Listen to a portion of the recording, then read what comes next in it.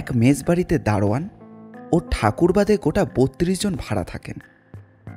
কিন্তু একদিন রাত্রে এক বিশ্ববিদ্যালয়ের পড়ুয়াকে বাথরুমের সামনে মৃত অবস্থায় পাওয়া যায়। তার মাথায় ভারী কিছু দিয়ে আঘাত করা এবং গলা ছুরি দিয়ে কাটা। তাকে দুরকমভাবে হত্যা করা হয়েছে। কিছু কিছু বিশেষ কারণের জন্য দারোগা প্রিয়নাথ ৭ জনকে সন্দেহ করেন। নমস্কার, আমরা থ্রিল স্টুডিও। গল্পটি নেওয়া হয়েছে প্রিয়নাথ মুখোপাধ্যায়ের দারোগার দপ্তর থেকে। গল্প পাঠে রয়েছে শুভ, কৌশিক, চন্দন, প্রীতম, দেবস্মিতা, রাজ চ্যাটার্জি এবং আমি অপূর্ব। পোস্টার ডিজাইন করেছে কৃষ্ণেন্দু মণ্ডল। গল্পটি মন দিয়ে শুনুন। তবে হ্যাঁ, আমাদের চ্যানেলটিকে সাবস্ক্রাইব না করে থাকলে অবশ্যই করবেন। এই রকম গোয়েন্দা গল্প ও অ্যাডভেঞ্চার গল্প আমরা প্রায়ই নিয়ে আসি। তাহলে আর বেশি দেরি না করে চলুন শুরু করা যাক।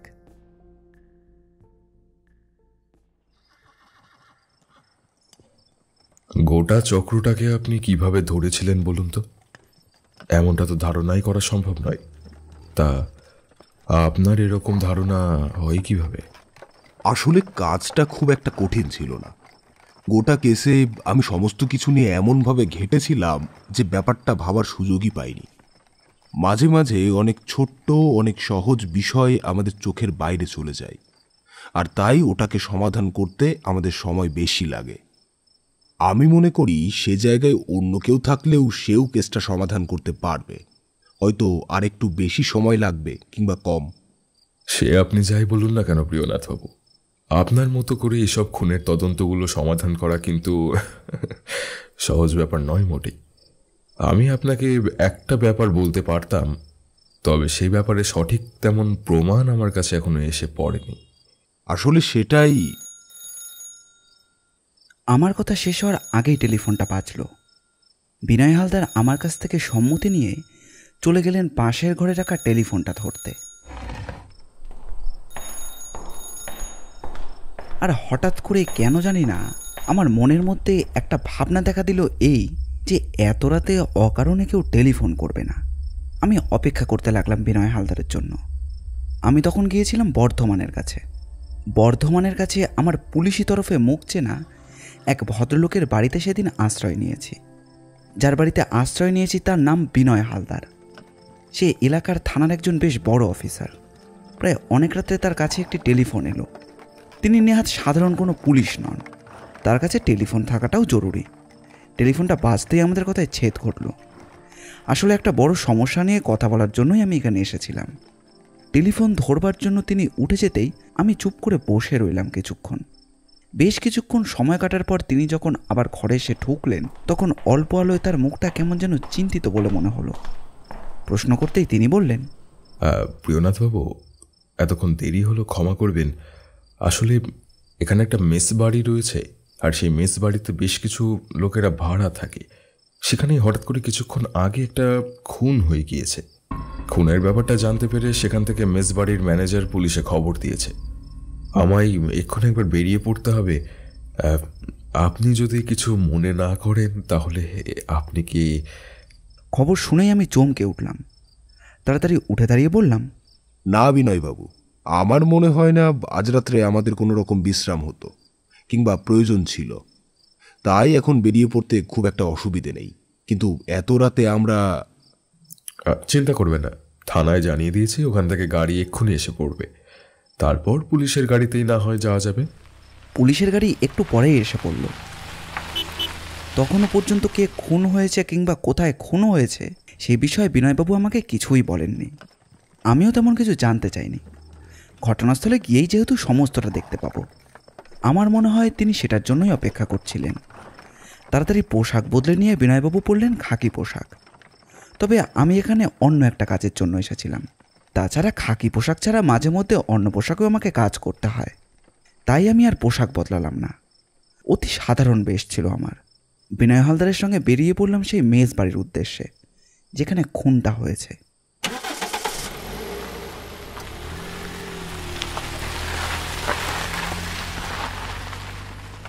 পথে যেতে যেতে একজন পুলিশ অফিসারের কাছ থেকে ব্যাপারটা ছোট্ট করে জানা গেল। এখান থেকে মাত্র গাড়ি করে মিনিট 15 পর একটি দোতলা মেস বাড়ি রয়েছে। মেস বাড়িটা দোতলা হলেও সেটা অনেক পুরনো। ওই মেজবাড়িতে আগে একজন ইংরেজ সাহেব ছিলেন। তার কাছ থেকে একজন বাঙালি গোটা মেজবাড়িটা কিনে নিয়ে ব্যবসা শুরু করে। বেশ কিছু লোকজন সেখানে আসে কর্মের জন্য কিংবা অন্যান্য কারণে। সেখানে লোকজন আসলেও এলাকাটা পুরোপুরি কিন্তু শহর নয়, রানীগঞ্জ থেকে খুব একটা দূরে নয় বলে জনবসতিও নেহাত কম নয়। যাই হোক, মেজবাড়ির ব্যবসা ভালোই চলছিল। মাঝে মধ্যে টুকিটাকি দু একটা অসুবিধে তো হয়েই থাকে, তবে এখনো পর্যন্ত পুলিশের নাক গলানোর মতো সেই মেজবাড়িতে এমন কিছুই ঘটেনি। এই প্রথম। বিনয় হালদারের মুখ দেখে মনে হলো এই মেজবাড়ির মালিকের সঙ্গে তার বেশ সদ্ভাব রয়েছে। তিনি এবার নিজের মনে মনেই বললেন, হঠাৎ কি হলো সেটাই তো বুঝতে পারছি না। মানে এই মেসে এমন কোনো ঘটনা তো ঘটে না, তাহলে কি হলো? সামান্য চুরি পর্যন্ত ঘটে না। আমি আর বিনয় হালদার বসেছিলাম গাড়ির পেছনের দিকে। সামনে ড্রাইভার আর অন্য একজন পুলিশ অফিসার বসেছিল। আমি প্রথমে কিছু একটা বলবো ভেবেছিলাম, কিন্তু বললাম না, কারণ প্রথমেই কোনো মন্তব্য করাটা ঠিক হবে না, বিশেষত কিছু না দেখা পর্যন্ত। তাই চুপ করে বাইরের দিকে তাকিয়ে দেখতে লাগলাম। ছোট একটি গলির ভেতরে খানিকটা ঢুকে আমাদের গাড়িটা দাঁড়াতেই বুঝতে পারলাম যে আমরা পৌঁছে গিয়েছি। অন্ধকারে তেমন ভালোভাবে বোঝা সম্ভব না হলেও রাস্তার স্ট্রিট লাইটের আলোতে মেজবাড়িটাকে ভালোভাবে দেখা সম্ভব নয়, তবুও অবয়বটুকু বোঝাই যাচ্ছিল। আমাদের গাড়ির শব্দে ভেতর থেকে দুজন বেরিয়ে এসেছিল। তারা আমাদের ভেতরের দিকে নিয়ে যেতে লাগলো। বিনয় হালদার বললেন, রামমোহন বাবু কোথায়? বাড়িতে রয়েছে বেশ বড় একটা উঠোন, আর তার চারিদিক ঘিরে ছোট ছোট ঘর। মনে মনে এই বাড়িটার গঠন প্রণালী এবং বাড়ির মালিকের পছন্দের তারিফ না করে আমি পারলাম না। একটু পরে লোক দুটো আমাদের নিয়ে গেল দোতলার একটি ঘরে, আর সেই ঘরের দরজার কাছে দেখলাম একজন দাঁড়িয়ে রয়েছে। আমাদের দেখতে পেয়ে অবাক চোখে আমাদের দিকে কিছুক্ষণ তাকিয়ে রইল। ভেতরে ঢুকে দুজন ভদ্রলোককে বিছানার একপাশে বসে থাকতে দেখলাম। পুলিশ দেখে তারা উঠে দাঁড়ালো, তবে দূরের ভদ্রলোকটির মুখে রয়েছে চিন্তা আর ভয়। তিনি বিনয় হালদারকে দেখতে পেয়ে মনে যেন একটু ভরসা পেলেন। বললেন, আমার মেজবাড়ি দেখুন, আজ এত বছর ধরে আমি এখানে ব্যবসা করছি, অথচ এখানে কোনো ঝামেলার কথা পর্যন্ত শোনা যায় না। সেখানে কেন হলো, কি করে হলো এমন বলুন তো বিনয়বাবু? বিনয় হালদার বিছানার কাছে এগিয়ে গেলেন, তারপর একটু শান্ত গলায় বললেন, প্রথমে আমি মৃত্যুর জায়গাটা একটু দেখতে চাই। তাছাড়া এই রাতে আর এই বাড়ি থেকে কাউকে বেরোতে দেওয়া হবে না, সে ব্যাপারটা একটু দেখবেন। প্রয়োজন পড়লে পুলিশ পাহারার ব্যবস্থা করে রেখে যাব। এবার আপনি আসুন আমাদের সঙ্গে, জায়গাটা আমাদের দেখাবেন। তারপর সাধারণ কিছু জিজ্ঞাসা করে একটা সিদ্ধান্ত নেওয়া যাবে। এখন রামমোহনবাবুর আপত্তি ছিল না। তিনি বোধহয় একটু স্বস্তি পেয়েছিলেন আমাদের দেখে। দোতলার যে ঘরে আমরা গিয়েছিলাম তার সামনে ছোট ব্যালকনি ধরে আমরা এগিয়ে যেতে লাগলাম অন্য এক পাশে। আমাদের সাথে থাকা একজন পুলিশ অফিসার বলে উঠল, স্যার, নিচে সবাইকে জড়ো হতে বলছি, না হয় জিজ্ঞাসাবাদ তো করতে হবে। আমরা এগিয়ে গেলাম যে ঘরে মৃত্যু হয়েছে সেই দিকে। যে ঘরে গিয়ে আমরা পৌঁছলাম সে ঘরে কিন্তু মৃতদেহ নেই। মৃতদেহ রয়েছে সেই ঘর থেকে বাইরে বেরিয়ে বাথরুমে যাওয়ার এক রাস্তার পাশে। ঘরের একদম শেষে ছোট্ট গলি দিয়ে বাথরুমে যাওয়ার রাস্তা। সেই রাস্তার একপাশে মুখ থুবড়ে পড়ে রয়েছে একটি মৃতদেহ। তার মাথায় ভারী কিছু দিয়ে আঘাত করা হয়েছে, আর তারপর ছুরি বসানো হয়েছে তার গলায়। মৃতদেহের দুই চোখ খোলা, রক্তে চারপাশটা ভেসে যাচ্ছে, তবে রক্ত দেখে বোঝা যায় মৃত্যু হয়েছে কয়েক ঘন্টা আগে। এখনও মাছি চারপাশে এসে বসতে শুরু করেনি। ব্যাপারটা দেখে বিনয় হালদার বললেন, মৃতদেহ প্রথমে কে দেখেছে রামমোহন বাবু? ওই দোতলার এক ভাড়াটে জগদীশ চাকলাদার মৃতদেহটা দেখতে পেয়েছে প্রথম। তার চিৎকারে আশেপাশে সবাই উঠে পড়ে। আসলে অনেক রাত হয়ে গেছে, বুঝতেই পারছেন, সবাই নিজের ঘরে শুয়ে পড়েছিল। জগদীশবাবু বাথরুমে যাওয়ার জন্য বেরিয়ে এসে ব্যাপারটা দেখতে পান। তারপরে আমরা সবাই ছুটে আসি। যিনি মারা গেছেন তিনি কোন ঘরে থাকতেন? দোতলার পশ্চিম দিকের একটা ঘরে সে থাকতো। তার সাথে আরো দুজন ওই ঘরেই থাকতো। আসলে ওরা ওই বিশ্ববিদ্যালয়ের ছাত্র, এখান থেকে পড়াশোনা করত। আচ্ছা রামমোহন বাবু, আমায় একটা কথা বলুন তো, রাত্রেবেলা ইনি ঠিক কী কারণে বাইরে বেরিয়েছিলেন? ওনার হাতে তো আলো নেই, এদিকটা সামান্য অন্ধকার রয়েছে। উনি আলো ছাড়া এইদিকে এলেন কেন? বাথরুমে যাওয়ার রাস্তায় আলো না নিয়ে এলেও সমস্যা খুব একটা হওয়ার কথা নয়, কারণ বাথরুমের কাছে আলো জ্বলে। কিন্তু ঘটনাটা যখন ঘটে বোধহয় তার আগে একবার এদিকটা লোডশেডিং হয়ে গেছিল। ঠিক ঠিক সেই সময় এই ছেলেটির মানে এর নাম হলো গোবিন্দ এখানে এসেছিল। আমাদের চারপাশে আরও কয়েকজন দাঁড়িয়েছিলেন, তবে তাদের মধ্যে দুটো ছেলেকে দেখলাম বেশ একটু ভীত হয়ে পড়েছে। মনে হলো এরা দুজনেই আসলে গোবিন্দের সাথে একই ঘরে থাকত। সবাই গোটা ঘটনায় এতটাই আতঙ্কিত হয়ে পড়েছিল যে তাদের কাছ থেকে ভালো কিছু জানা যাবে না সেটাও আমি বুঝতেই পারছিলাম। তাই বললাম, বিনয়বাবু, আমার মনে হয় এখন মৃতদেহ এখান থেকে পোস্টমর্টমের জন্য নিয়ে যাওয়াটাই ভালো। রামমোহন বাবুর সাথে যতটা কথা বলা সম্ভব এখন বলে নেওয়া যাক, বাকিদের সাথে না হয় পরে কথা বলা যাবে। এখন তাদের কাছ থেকে খুব বেশি কিছু জানা যাবে না। বাকি কেউ যেন মেজবাড়ি ছেড়ে কোথাও না যায়, আর গেলে অন্তত পুলিশকে জানিয়ে যায়, তেমনই ব্যবস্থা করা হোক। হঠাৎ করে এত রাত্রে অন্ধকারে গোবিন্দ এখানে এসেছিল কেন সেটা খুঁজে বার করতে হবে। সে নিজে এসেছিল নাকি তাকে কেউ ডেকে এনেছিল সেটাও জানা দরকার। কথাটা বলে আমি ভালো করে মৃতদেহের পায়ের দিকে এবং হাতের দিকে লক্ষ্য করলাম। তারপর আস্তে আস্তে এগিয়ে গেলাম বাথরুমের দিকে। বিনয় হালদার আমার কথা রেখেছিলেন। তিনি বাকি সকলকে ভালোভাবে বুঝিয়ে তাদের ঘরে পাঠিয়ে দিলেন এবং মেজবাড়ির বাইরের পাহারায় রইল মাত্র 2 জন পুলিশ। মৃতদেহ পোস্টমর্টমে পাঠানোর ব্যবস্থা করা হলো। সমস্ত কিছু শেষে আমরা গিয়ে বসলাম রামমোহন বাবুর ঘরে। বাকিটা চলে গেল নিজের ঘরে। আমি, বিনয় হালদার এবং আমার সাথে আসা সেই পুলিশ অফিসার। দরজাটা এখন বন্ধ। রামমোহনবাবু আমার দিকে তাকিয়ে আছেন দেখে আমি বললাম, রামমোহনবাবু, আমি প্রিয়নাথ মুখোপাধ্যায়। আমি পুলিশের লালবাজার গোয়েন্দা বিভাগে কর্মরত। এমন অনেকক্ষণের কেস কিংবা অন্যান্য কেস যেগুলো পুলিশ সাধারণভাবে অনুসন্ধান করতে পারেনি, সেগুলো আমায় সমাধান করতে হয়েছে। আমি একটা কাজে কাল বিনয় হালদারের কাছে এসেছিলাম। তারপরই তো এই ব্যাপারটা শুনতে পেয়ে আমি আর দেরি না করে চলে এসেছি। আমার মনে হয় এই ব্যাপারটা যত তাড়াতাড়ি সম্ভব সমাধান না করলে আরও বড় কোনো সমস্যা হতে পারে, এমনকি এক্ষুনি আমাদের হাত থেকে বেরিয়ে যেতে পারে। আপনি কাকে সন্দেহ করছেন প্রিয়বাবু? আর আপনার কি মনে হয় এই মেসের কেউ এই কাজটা করেছে? সেটাই খুব বেশি করে সম্ভব, কারণ এখানে আসার সময় আমি দেখেছি মেজবাড়ির বাইরে একজন পাহারাদার রাত্রিবেলায় থাকে। তাই বাইরের কেউ ভেতরে এসে ঢুকলে সেটা সে জানতে পারবে। এখন দিনের বেলায় মেজবাড়ির আশেপাশে দেখাটা দরকার, অন্য কোনো পথে কেউ ভেতরে আসতে পারে নাকি। কিন্তু সেটা করতে গেলে তাকে অন্তত 1 তলা সিঁড়ি দিয়ে চড়ে উঠতে হবে। পাহারাদারও সবসময় থাকে, অন্য কোনো পথে 2 তলায় আসাটা সম্ভব বলে আমার মনে হয় না। তাছাড়া এতগুলো ঘরের সামনে দিয়ে বারান্দার কাঁচ পর্যন্ত এসে কাউকে খুন করে আবার চলে যাওয়াটা নেহাত সহজ কাজ নয়। আরও কয়েকটা খটকা রয়েছে। বিনয় বলল, আমি তো কিছু বুঝতে পারছি না প্রিয়নাথবাবু, এই খুনটা করলো কে? আর তাছাড়া এই খুনের পেছনে আসল মোটিভই বা কি থাকতে পারে? আমি ঘরের মধ্যে জ্বলতে থাকা আলোয় ঘরের চারপাশটা লক্ষ্য করছিলাম। এই ঘরে তেমন কিছুই নেই। একটা বিছানা, পাশে একটা লোহার আলমারি, আর তাছাড়া রয়েছে ঘরের চেয়ার টেবিল। একদম শেষের দিকে দুপাশে 2টো জানালা, কিন্তু জানালা দুটো এখন বন্ধ। তাছাড়া জানালার উপরে পর্দাও দেওয়া রয়েছে। এই সব কিছুর মধ্যে আরও একটা জিনিস দেখতে পেলাম, সেটা এই ঘরে থাকার মতো বলে আমি এটা আশা করিনি। ঘরের মধ্যে রয়েছে একটি রেডিও, তবে এই ভদ্রলোক যে রেডিও শোনেন কিংবা তার এমন কোনো বাতিক থাকতে পারে সেটা কিন্তু প্রথম দর্শনে আমি বুঝতে পারিনি। প্রথমে ঘরে যখন এসেছিলাম তখন রেডিওর দিকে খেয়ালও করিনি, কারণ সেটা রয়েছে বিছানার কোণের একদিকে। এখন সেটা দেখতে পেয়ে তার দিকে এগিয়ে গেলাম। রেডিওটা বেশ পুরনো। আমাকে কিন্তু বিনয় হালদার, সেই পুলিশ অফিসার এবং রামমোহনবাবু 3 জনেই লক্ষ্য করছিলেন।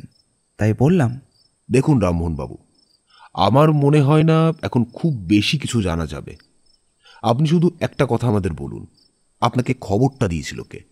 কেউ চিৎকার করছে বুঝে সেটা শুনে আমি নিজেই ঘর থেকে বাইরে বেরিয়ে এসেছিলাম। আসলে ওই রাত্রের দিকে খাওয়া দাওয়ার পর রেডিওতে গান শোনা আমার একটু অভ্যেস। গান চালিয়ে বসেছিলাম, তখনই চেঁচামেচিটা বাইরে থেকে শুনতে পাই। খুন খুন বলে কেউ যেন চিৎকার করে ওঠে। বুঝতেই পারছেন এই গোটা মেসের দায়িত্ব আমার উপর। কোথাও কিছু হয়ে গেলে তার সমস্ত দায় তো আমার উপর এসে পড়বে। তাই ওই দরজা খুলে বাইরে বেরোতে দেখতে পাই ওই কয়েকটা ঘরের আলো জ্বলছে। এক মিনিট রামমোহনবাবু, কয়েকটা ঘরের আলো জ্বলছে? মানে তখন লোডশেডিং ছিল বলেছিলেন? হ্যাঁ, ওই সন্ধ্যের দিকে একটু লোডশেডিং হয় মাঝে মাঝে, আর সেটা আবার রাত্রের দিকেও হয়। তবে আমি ঘরে খাওয়া দাওয়ার পর রাতে আলো জ্বালাই না। ওই রেডিওটা বিছানার পাশে রেখে গান শুনতে শুনতে কখন ঘুমিয়ে পড়ি খেয়াল হয় না। তাই চেঁচামেচি শুনে আমি ঘরের একপাশের ওই সুইচ বোর্ড থেকে আলো জ্বালাই, তারপর বাইরে বেরিয়ে আসি। এই লোডশেডিং এর সময়টা মনে থাকে, তাই খুব একটা কিছু না ভেবে টর্চ হাতে নিয়ে কথাটা বলেছিলাম। যে ছেলেটি মারা গিয়েছে মনে হয়, মানে আপনার কথায় যার নাম গোবিন্দ, তার কোনো শত্রু রয়েছে, কিংবা তার সঙ্গে সম্পত্তি নিয়ে কারোর কোনো ঝগড়াঝাটি হয়েছিল কখনো? এ ব্যাপারে আমার চেয়ে ভালো বলতে পারবে ওর ঘরে থাকা ওরা ওই আরো দুজন রুমমেট। ওরা একসাথেই তো থাকতো। এবং আপনি যে পশ্চিমের ঘরের কথা বললেন তার পাশে আরও একটা ঘর আছে, সেই ঘরের দরজা বন্ধ রয়েছে দেখলাম। সেই ঘর থেকে কেউ বাইরে আসেনি? ওই ঘরে কারা থাকে?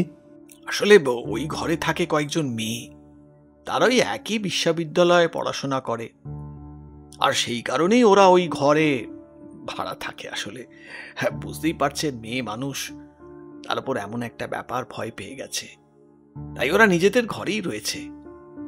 আমি আমার স্ত্রীকে সেখানে পাঠিয়েছি, বাকি রাতটা ওদের সাথে থাকতে হবে যাতে ওরা ভয় না পায়।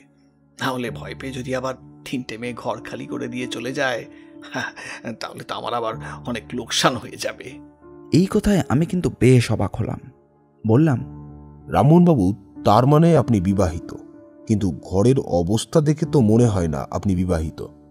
মানে মনে হয় একজন। রামমোহনবাবু যেন একটু লজ্জা পেলেন।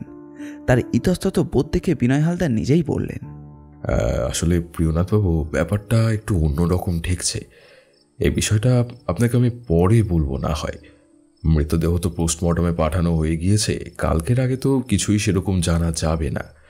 এই মুহূর্তে আমাদের কি করণীয়? মানে আপনি যদি কেসটা নিজের হাতে নেন তাহলে আপনি কি করতেন? আমি ঘরের দরজাটা বন্ধ আছে কিনা দেখে নিলাম। তারপর জানালার কাছে এসে পর্দা সরিয়ে পাল্লাটা খুলতে একটা ঠান্ডা হাওয়া বাইরে থেকে ঘরে এসে পড়ল। বাইরের দিকে তাকিয়ে দেখা যায় মেজবাড়ির পেছন দিকটা অন্ধকার, আকাশে চাঁদের আলো থাকায় মোটামুটিভাবে দেখা যাচ্ছে। ফাঁকা একটা মাঠ আর পাশে একটা ডোবার মতো। একটু দূরে কয়েকটা ঘরবাড়িও শুরু হয়েছে। সেদিকে তাকিয়ে থাকতে থাকতে এবার আকাশের দিকে তাকালাম। তারপর কিছু যেন একটা বলি বলি করেও বলতে পারলাম না। বিনয় হালদারের বাড়ি থেকে এই এতক্ষণের মধ্যে কি একটা ব্যাপার যেন আমি দেখতে ভুলে গেছি, অথবা সেটা এখন আমার মনে পড়ছে না। এমন ব্যাপার আমার মাঝে মধ্যেই হয়, আর পরে দেখা যায় সেই জিনিসটা এমনই একটা জিনিস যেটা কেসের মোড় অন্যদিকে ঘুরিয়ে দিতে পারত, কিংবা কেসটাকে অতি সহজেই সমাধান করে দিতে পারত। আমার সাথে আসা পুলিশ অফিসারটা কিন্তু এতক্ষণ চুপ করে থেকে সমস্ত কিছু লক্ষ্য করে চলেছিল। হঠাৎ সে আমাকে একটা প্রশ্ন করল। আচ্ছা প্রিয়নাথবাবু, একটা ব্যাপার কি আপনি লক্ষ্য করেছিলেন? মাথায় আঘাতটা করা হয়েছিল ভারী কিছু দিয়ে, আর গলায় বসানো হয়েছিল ছুরি, অথচ আশেপাশে কিন্তু এমন কিছু নেই যেটা দিয়ে ওই আঘাত করা হয়েছে। তার মানে খুনি অনেকটা সময় পেয়েছিল ওগুলো সরিয়ে নিয়ে যাওয়ার জন্য। আর আপনার মতে বাইরে থেকে ভেতরে ঢুকে মনে হচ্ছে, অর্থাৎ খুনি এই ভেতরের বাড়ির কি হলেও সে গোটা ব্যাপারে একটা পরিকল্পনা করেছিল অনেক সময় ধরে, তাই তো? আমার সেটাই মনে হচ্ছে। তবে কিছু একটা ব্যাপার আমরা দেখতে ভুল করছি, বুঝলে? সেই ব্যাপারটা যে কি সেটাই মনে পড়ছে না। আমার এখন মনে হচ্ছে ব্যাপারটা খুব প্রয়োজনীয় ছিল। আচ্ছা, মৃতদেহ তুলে নিয়ে যাওয়ার সময় অদ্ভুত কিছু লক্ষ্য করেছিলে তোমরা? এই কথাটা আমি সবাইকে উদ্দেশ্য করেই বললাম, তবে কেউ তার কিন্তু কোনো উত্তর দিতে পারল না। সেই পুলিশ অফিসারটি বলল, দেখুন প্রিয়নাথবাবু, মৃতদেহ গাড়িতে তোলা পর্যন্ত আমি মৃতদেহের সাথেই ছিলাম। আমি ভেবেছিলাম মৃতদেহের আশপাশ থেকে যদি কিছু একটা খুঁজে বার করা যায়, কিন্তু তার গোটা শরীরের আশেপাশে কোথাও কিছু ছিল না। তার গলায় একটা সামান্য চেন ছাড়া আর হাতে একটা আংটি ছাড়া। না, শুধু ওই যে অস্ত্রগুলো দিয়ে মারা হয়েছে সেগুলোই হাতের ছাপ পাওয়া যাবে। এমন একটা কাজ করার জন্য সবথেকে বেশি প্রয়োজন কিন্তু বুদ্ধি। খুনি বাইরের কেউ নয়। অনেক রাত পর্যন্ত আমরা সেই বাড়িতেই রইলাম, কিন্তু রামমোহনবাবুর সঙ্গে কথা বলে নতুন করে আর কিছুই জানা গেল না। পরদিন সকালে এসে আবার সবার সঙ্গে কথা বলা যাবে এমন সিদ্ধান্ত নিয়েই আমরা সেখান থেকে বেরিয়ে পড়লাম।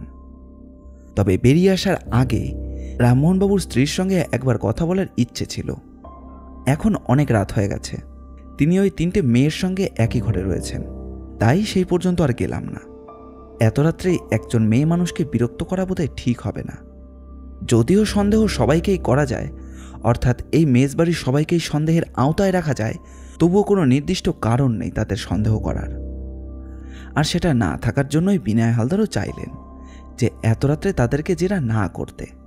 তিনি বললেন, দেখুন প্রিয়নাথবাবু, এই এত রাতে মেস বাড়ির কাউকেই যখন আমরা বিরক্ত করতে চাইছি না, তেমনি মেসের মেয়েদেরও বিরক্ত করার দরকার নেই। কাল সকালে না হয় আমরা আসবো।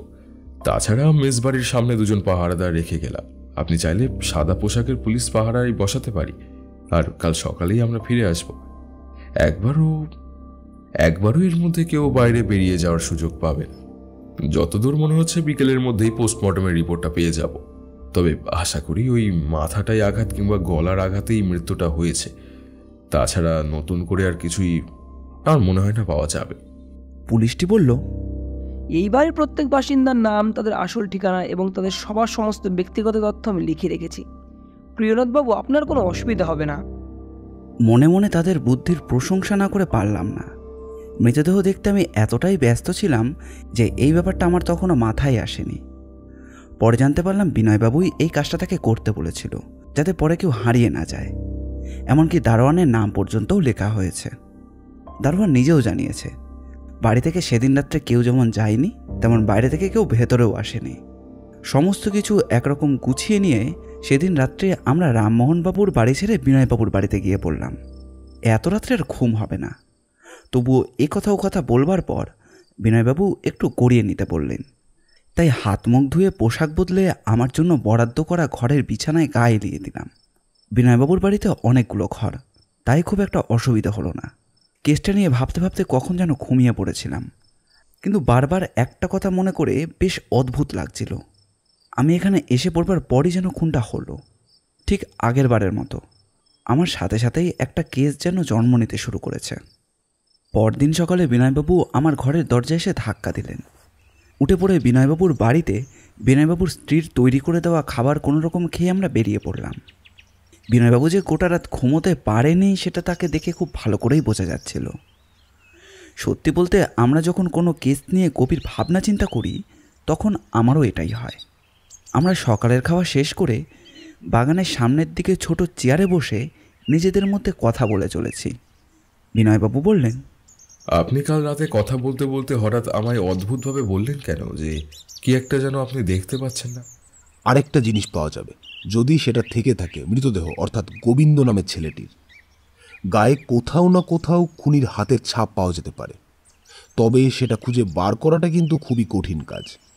সেটা নিয়ে আমি কিছুই বলতে চাইছি না। খুনি কোনো না কোনোভাবে যদি গোবিন্দকে স্পর্শ করে তাহলে সেই ছাপ থাকবে, তবে এতজনের স্পর্শ করার পরে সেই ছাপ আবার খুঁজে পাওয়া যাবে না। রিপোর্ট থেকে খুনের ধরন আর খুনের ধরনের কয়েকটি জিনিস খুঁজে পাওয়া যাবে, যেমন খুনি ভিকটিম থেকে লম্বা না বেটে, খুনি বাঁ হাতে কিংবা ডান হাতে ছুঁয়েছে ভিকটিমকে, তাছাড়া ঠিক কোথা থেকে গলায় আঘাত করা হয়েছিল। আরও কয়েকটা ব্যাপার পরিষ্কার হওয়া দরকার। যদিও বিনয়বাবুও মনে হয় আমার মতোই ভাবছিলেন, তাই তিনি খুব একটা আশ্চর্য হলেন না। আর রামমোহনবাবুর স্ত্রীর সাথে আপনি কথা বলার জন্য অতটা বিচলিত হয়ে পড়লেন কেন? মানে সেটাও আমি বুঝতে পারছি না। মাঝে মাঝে মেয়ে মানুষের কাছে ভেতরের অনেক খবরই থাকে যেগুলো পুরুষদের কাছে থাকে না। ওই মেস বাড়িতে যতদূর মনে হয় মেয়ে মানুষ কিন্তু আমি খুব একটা দেখিনি। ওই 3 জন বিশ্ববিদ্যালয়ের ছাত্রী ছাড়া মেয়ে মানুষ একমাত্র রামমোহন রায়বাবুর স্ত্রী। তাই তার কাছ থেকে অন্য কিছু জানা যেতে পারে বলে আমার মনে হয়। কিন্তু রামমোহনবাবুর স্ত্রীর সাথে কথা বলানোর কথা বলতে রামমোহনবাবু ইতস্তত বোধ করলেন কেন? আসলে রামমোহনবাবুর স্ত্রীর বয়স রামমোহনবাবুর চেয়ে অনেকটাই কম, আর তাদের বিয়েটাও খুব একটা স্বাভাবিকভাবে হয়নি। পরে এই ব্যাপারটা নিয়ে আপনাকে আমি খুলে বলবো। এখন আমাদের কি করণীয়, মানে যদি আমার মতো কাজ করি তাহলে তো ব্যাপারটা আমার মতোই হবে।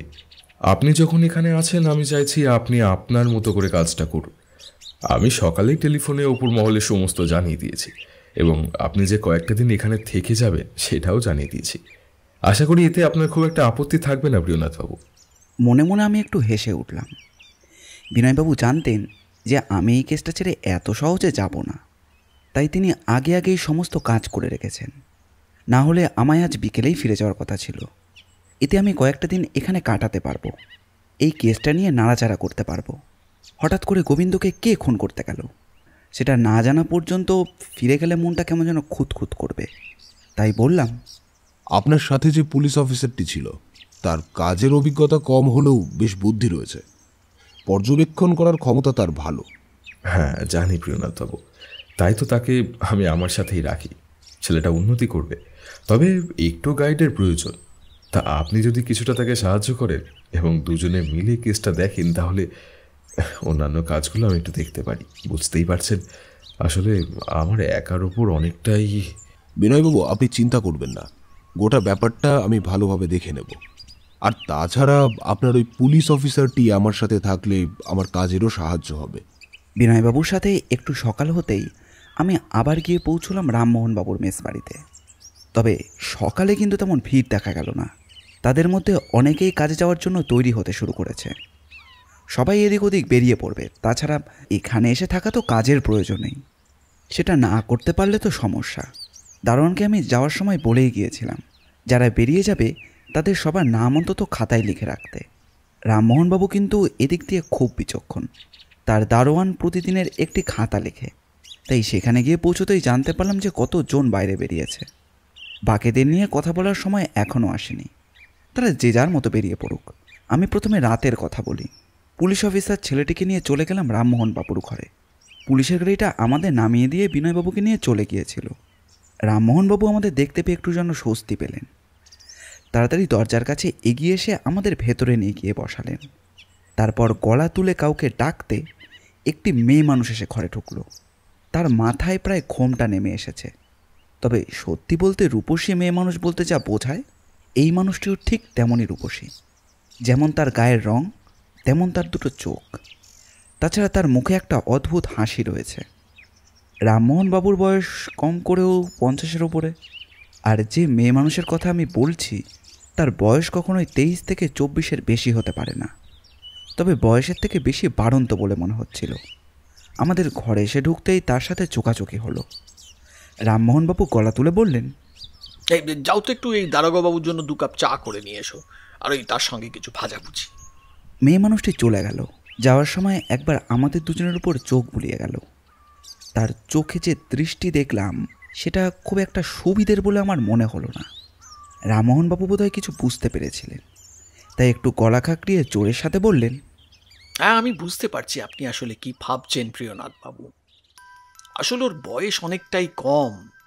তবে যে পরিস্থিতিতে আমার বিয়েটা করতে হয়েছিল, সেটা না আজ সহজ ছিল না। তাছাড়া সেভাবে আমাদের বিয়ে হবে কল্পনাতেও ছিল না। এই আপনি আছেন তাই বলছি। বাইরে সবাই জানে আমরা স্বামী স্ত্রী। ওই কমলি মাথায় সিঁদুর থাকে বটে, হ্যাঁ, তবে আর কিছুই নয়। মেয়েটা মরতে বসেছিল, ওকে সেখান থেকে বাঁচিয়ে নিয়ে এসেছি।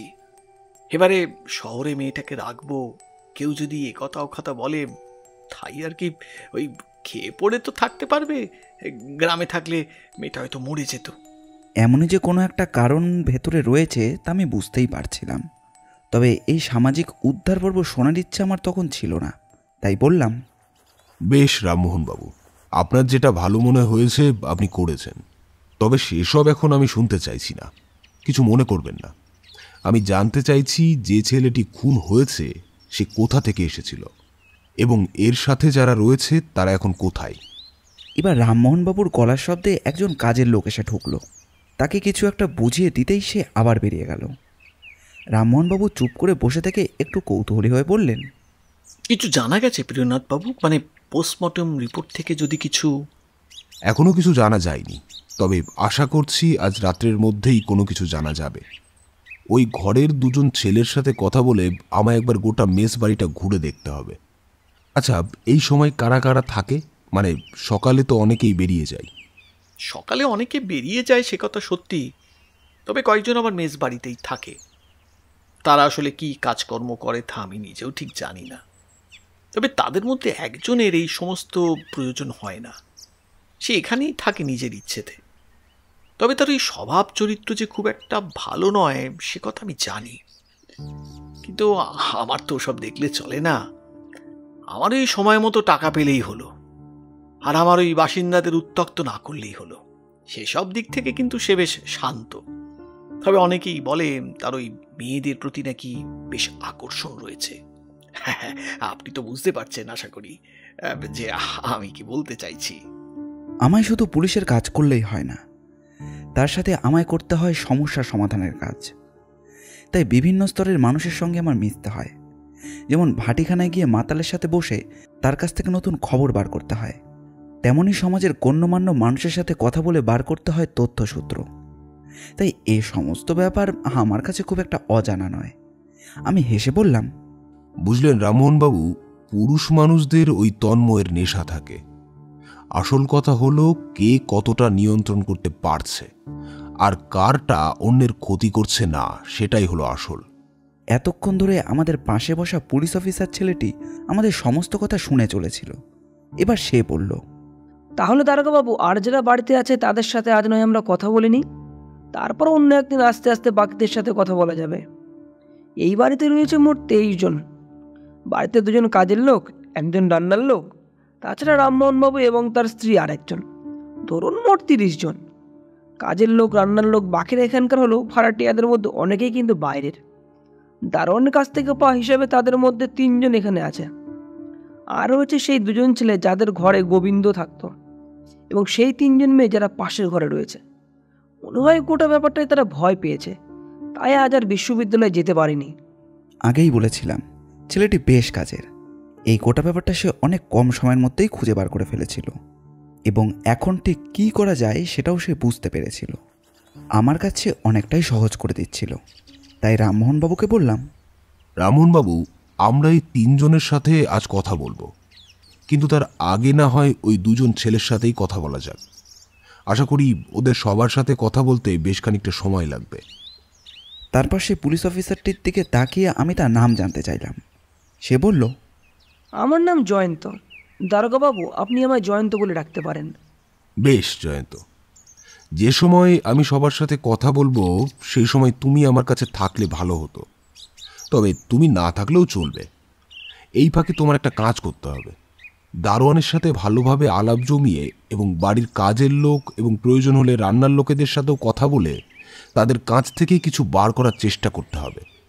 আমি চাইছি অন্য খবরগুলো তুমি তাদের কাছ থেকে বার করার চেষ্টা করো, আর গোটা মেজবাড়ির আশেপাশে এমনকি পেছনের দিকের ফাঁকা জায়গার সমস্তটা একবার ঘুরে দেখো তো, পরে আমি তোমায় সব বলছি।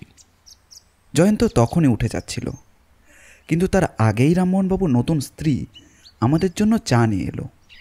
চায়ের কাপ আমাদের সামনে রাখার সময় তার মাথার আঁচল কিন্তু আরও বেশি করে নেমে এলো। সচরাচর মেয়েদের সাথে আমি খুব একটা ঘনিষ্ঠ হতে চাই না, তবে কেমন যেন প্রথম থেকেই মনে হচ্ছিল এই কম বয়সী মেয়ে মানুষটি, অর্থাৎ বয়সে কম হলেও আমাদের অনেক সাহায্য করতে পারে। তাই চায়ে চুমুক দিয়ে বললাম, চাটা বেশ ভালো হয়েছে। সে হেসে ফেলল। দারোগাবাবু, আমার নাম কমলি। চাটা ভালো হয়েছে যখন আপনারা চাটা খান। আমি এক্ষুনি পাঁপড় দিয়ে যাচ্ছি। চা খেতে খেতে কিন্তু আর কোনো কথা হলো না। একবার লক্ষ্য করলাম রামমোহনবাবুর মুখটা কেমন যেন হয়ে রয়েছে। বোধহয় গোটা ব্যাপারটাই তিনি ভেঙে পড়েছেন, কিংবা ভেতরে অন্য কোনো ব্যাপার থাকতে পারে। সে যাই হোক, চা পাঁপড় খেয়ে জয়ন্ত তার কাজ করতে চলে গেল। আমি প্রিয়নাথ। আপনাদের যে বন্ধুটি মারা গিয়েছে তার কেসের ব্যাপারে আমি তদন্ত করছি। আপনাদের সাথে একটু কথা বলতে হবে। যদি দরজাটা খোলেন তাহলে একবার ভেতরে আসতে পারি। দরজা একটু পরেই খুলে গেল। আমি ভেতরে ঢুকে দেখলাম বিছানার একপাশে রয়েছে অনেকটা গোবিন্দর বয়সী একটি ছেলে। তার বয়স খুব একটা বেশি হবে না, ওই 22 কি 23, কিংবা তার থেকে একটু বেশি। ঘরের মধ্যে যে 2 জন ছিল, একজনের নাম মানিক আর অন্যজনের নাম দিবাকর। মানিকের মাথার চুল লম্বা, তার মুখে দাড়ির চিহ্নমাত্রও নেই। সাদা একটা পাঞ্জাবি পরা, তলায় সাদা পায়জামা, একটু রোগাটে ধরনের চেহারা। মাথায় 5 ফুট 2 কিংবা 3 মতো হবে, তবে তার চোখ দুটো বেশ পরিষ্কার, উজ্জ্বল। দিবাকরের গায়ের রং একটু কালো, অন্তত মানিকের থেকে একটু কালোই বটে। দিবাকরের মাথার চুল ছোট, সে মানিকের থেকে একটু লম্বা হবে, তবে তার নাকের তলায় রয়েছে একটি ছোট কোফ। তাছাড়া মুখের দাড়ির চিহ্নও রয়েছে, তবে তার দুই চোখ কেমন যেন বিষণ্ণ হয়ে রয়েছে। আমি ঘরে ঢুকে দরজা বন্ধ করে দিতে দুজনে কেমন যেন অবাক হয়ে বিছানার একপাশে দাঁড়িয়ে পড়ল। আমি তাদের স্বাভাবিক করার জন্য বললাম, আচ্ছা, তোমাদের আমাদেরকে ভয় পাওয়ার কোনো কিছু নেই, যদি তোমরা কিছু না করে থাকো। আমার কথায় মানিক ও দিবাকর দুজনেই হা হা করে উঠল। বলল, না দারোগাবাবু, আমরা কিছুই করিনি। আমরা তো ভেবেছি এখান থেকে চলে যাব, এখানে থাকলে যদি আমাদেরও কিছু হয়ে যায়। হ্যাঁ দারোগাবাবু, মেসের ম্যানেজার বলেছে পুলিশ সবাইকে এখানে থাকতে বলেছে, তাই আমরা সবাই এখানে আছি। নাহলে শুধু শুধু নিজের প্রাণে মায়া ত্যাগ করে কেউ কি আর এখানে থাকতে চায়? যদি আমাদেরকে যেতে দেন তাহলে আমরা... দেখো, আর তোমরা যে ভয় পাচ্ছ সেটা আমি বুঝতে পারছি, কিন্তু এখন তোমাদের বন্ধু গোবিন্দের খুনিকে যদি খুঁজে বার করা না যায় আর তার আগেই তোমরা এখান থেকে চলে যাও, আমারও মনে হবে তোমরা এইসব কাজে যুক্ত রয়েছ। তাই তাড়াতাড়ি এখান থেকে পালিয়ে যাচ্ছ কেন? কিন্তু আমরা খুন করতে যাব কেন দারোগাবাবু? আমরা তো নিজেই জানতাম না যে খুনটা হয়েছে। রাত্রে আমি একটা শব্দ শুনে বাইরে বেরিয়ে... আমরা এই কাজ করিনি। আর আপনি নিশ্চয়ই মৃতদেহের হাতে ছাপ পাবেন, কিন্তু যে ওষুধে মারা হয়েছেন তারও তো ছাপ পাবেন। সেটা তো যখন মৃতদেহ থেকে হাতের ছাপটা পাওয়া যাবে, পরে পোস্টমর্টমের সময় সেসব বোঝা যাবে। আর মৃত্যুর সময় ব্যবহার করা অস্ত্র তো খুঁজে পাওয়া যায়নি। আমি তোমাদের কাছ থেকে একটা কথা জানতে চাই, সেটা জানতে পারলে খুনিকে খুঁজে পেতেও সাহায্য হবে। তাছাড়া তোমরাও নিশ্চিন্ত থাকতে পারবে। এবার ওরা খানিকটা শান্ত হলো, বিছানার এক পাশে বসল। আমি ঘরের ভেতর তাকিয়ে এদিক ওদিক তাকাতেই বুঝতে পারলাম যে ঘরে একটি বিছানা রয়েছে এবং তাতেই 3 জন ঘুমতো। বিছানার ওপরে রয়েছে 3টে বালিশ, 3টে চাদর, সব কিছুই রয়েছে। ঘরের এক পাশে পাশাপাশি 3টে চেয়ার, বড় একটা টেবিল, 3টে আলমারি, এমনকি ঘরের 3 জোড়া জুতো পর্যন্তও রয়েছে। বেশ কিছুক্ষণ ঘরের মধ্যে এদিক ওদিক ঘোরাঘুরি করে সমস্ত ব্যাপারটাই আমি দেখলাম। তারপর প্রশ্ন করলাম, আচ্ছা, এবার বলো তো আমায়, এই গোবিন্দের সাথে কারোর কি কোনো শত্রুতা ছিল? এই প্রশ্নে মানিক এবং দিবাকর একবার ওর মুখে চাওয়াচাই করল। তারপর মানিক বলল, না দারোগাবাবু, গোবিন্দর সাথে কারো শত্রুতা ছিল বলে তো আমি জানতাম না। দিবাকর কিছু একটা বলার জন্য মুখ খুলতে যাচ্ছিল, কিন্তু তারপরেই সে যেন চুপ করে গেল। আমি বললাম, দেখো, প্রথমত তোমরা যা জানো সেটা আমায় খুলে বলো। আর যদি তোমরা আমার কাছ থেকে কিছু লুকিয়ে যাও তাতে কিন্তু তোমাদেরই অসুবিধা হবে, কারণ এই ঘরেই গোবিন্দ থাকতো। দারোগাবাবু, আমরা তো কিছুই করিনি। ওই দিন রাতে যখন গোবিন্দ এই ঘর থেকে বেরিয়েছিল তখন আমরা তো ঘরেই ছিলাম। দিবাকর কিন্তু চুপ করেই রয়েছে। তার মুখে কেমন যেন একটা চিন্তার ভাঁজ বারে বারে ফুটে উঠেই মিলিয়ে যাচ্ছে। বুঝতে পারছিলাম যে দিবাকর কিছু একটা বলতে চাইছে। আমি আবার বললাম, দিবাকর, তুমি কি কিছু বলতে চাইছো? যদি কিছু বলতে চাও সেটা বলতে পারো। দিবাকর এবার বেশ খানিকটা সময় নিল, তারপর একটু ইতস্তত করে বলল, দারোগাবাবু, আসলে আপনি হয়তো শুনেছেন আমাদের পাশের ঘরে 3টে মেয়ে থাকে, যারা আমাদের সাথে একই বিশ্ববিদ্যালয়ে পড়ে। তাদের মধ্যে একটি মেয়েকে গোবিন্দ পছন্দ করত। শুধু পছন্দ নয়, তাকে বেশ কয়েকবার এ ব্যাপারে কথাও বলেছিল। তবে সেই মেয়েটি তাকে পছন্দ করতে পারত না। খুনের সাথে কোনো সম্পর্ক এর আছে কিনা আমি জানি না, তবে ব্যাপারটা আপনাকে জানানো দরকার মনে হলো, তাই বললাম। এতক্ষণ আমার কাছে কোনো কিছুই ছিল না। হঠাৎ করেই একটা ব্যাপার তো জানতে পারলাম। এবার মানিকের দিকে তাকিয়ে বললাম, মানিক, তুমি কিছু বলবে? তোমার কি মনে হয় যেটা দিবাকর বলছে? এমন একটা ব্যাপার আমিও শুনেছিলাম, সেই ব্যাপারে তেমন কোনো গুরুত্ব দিইনি।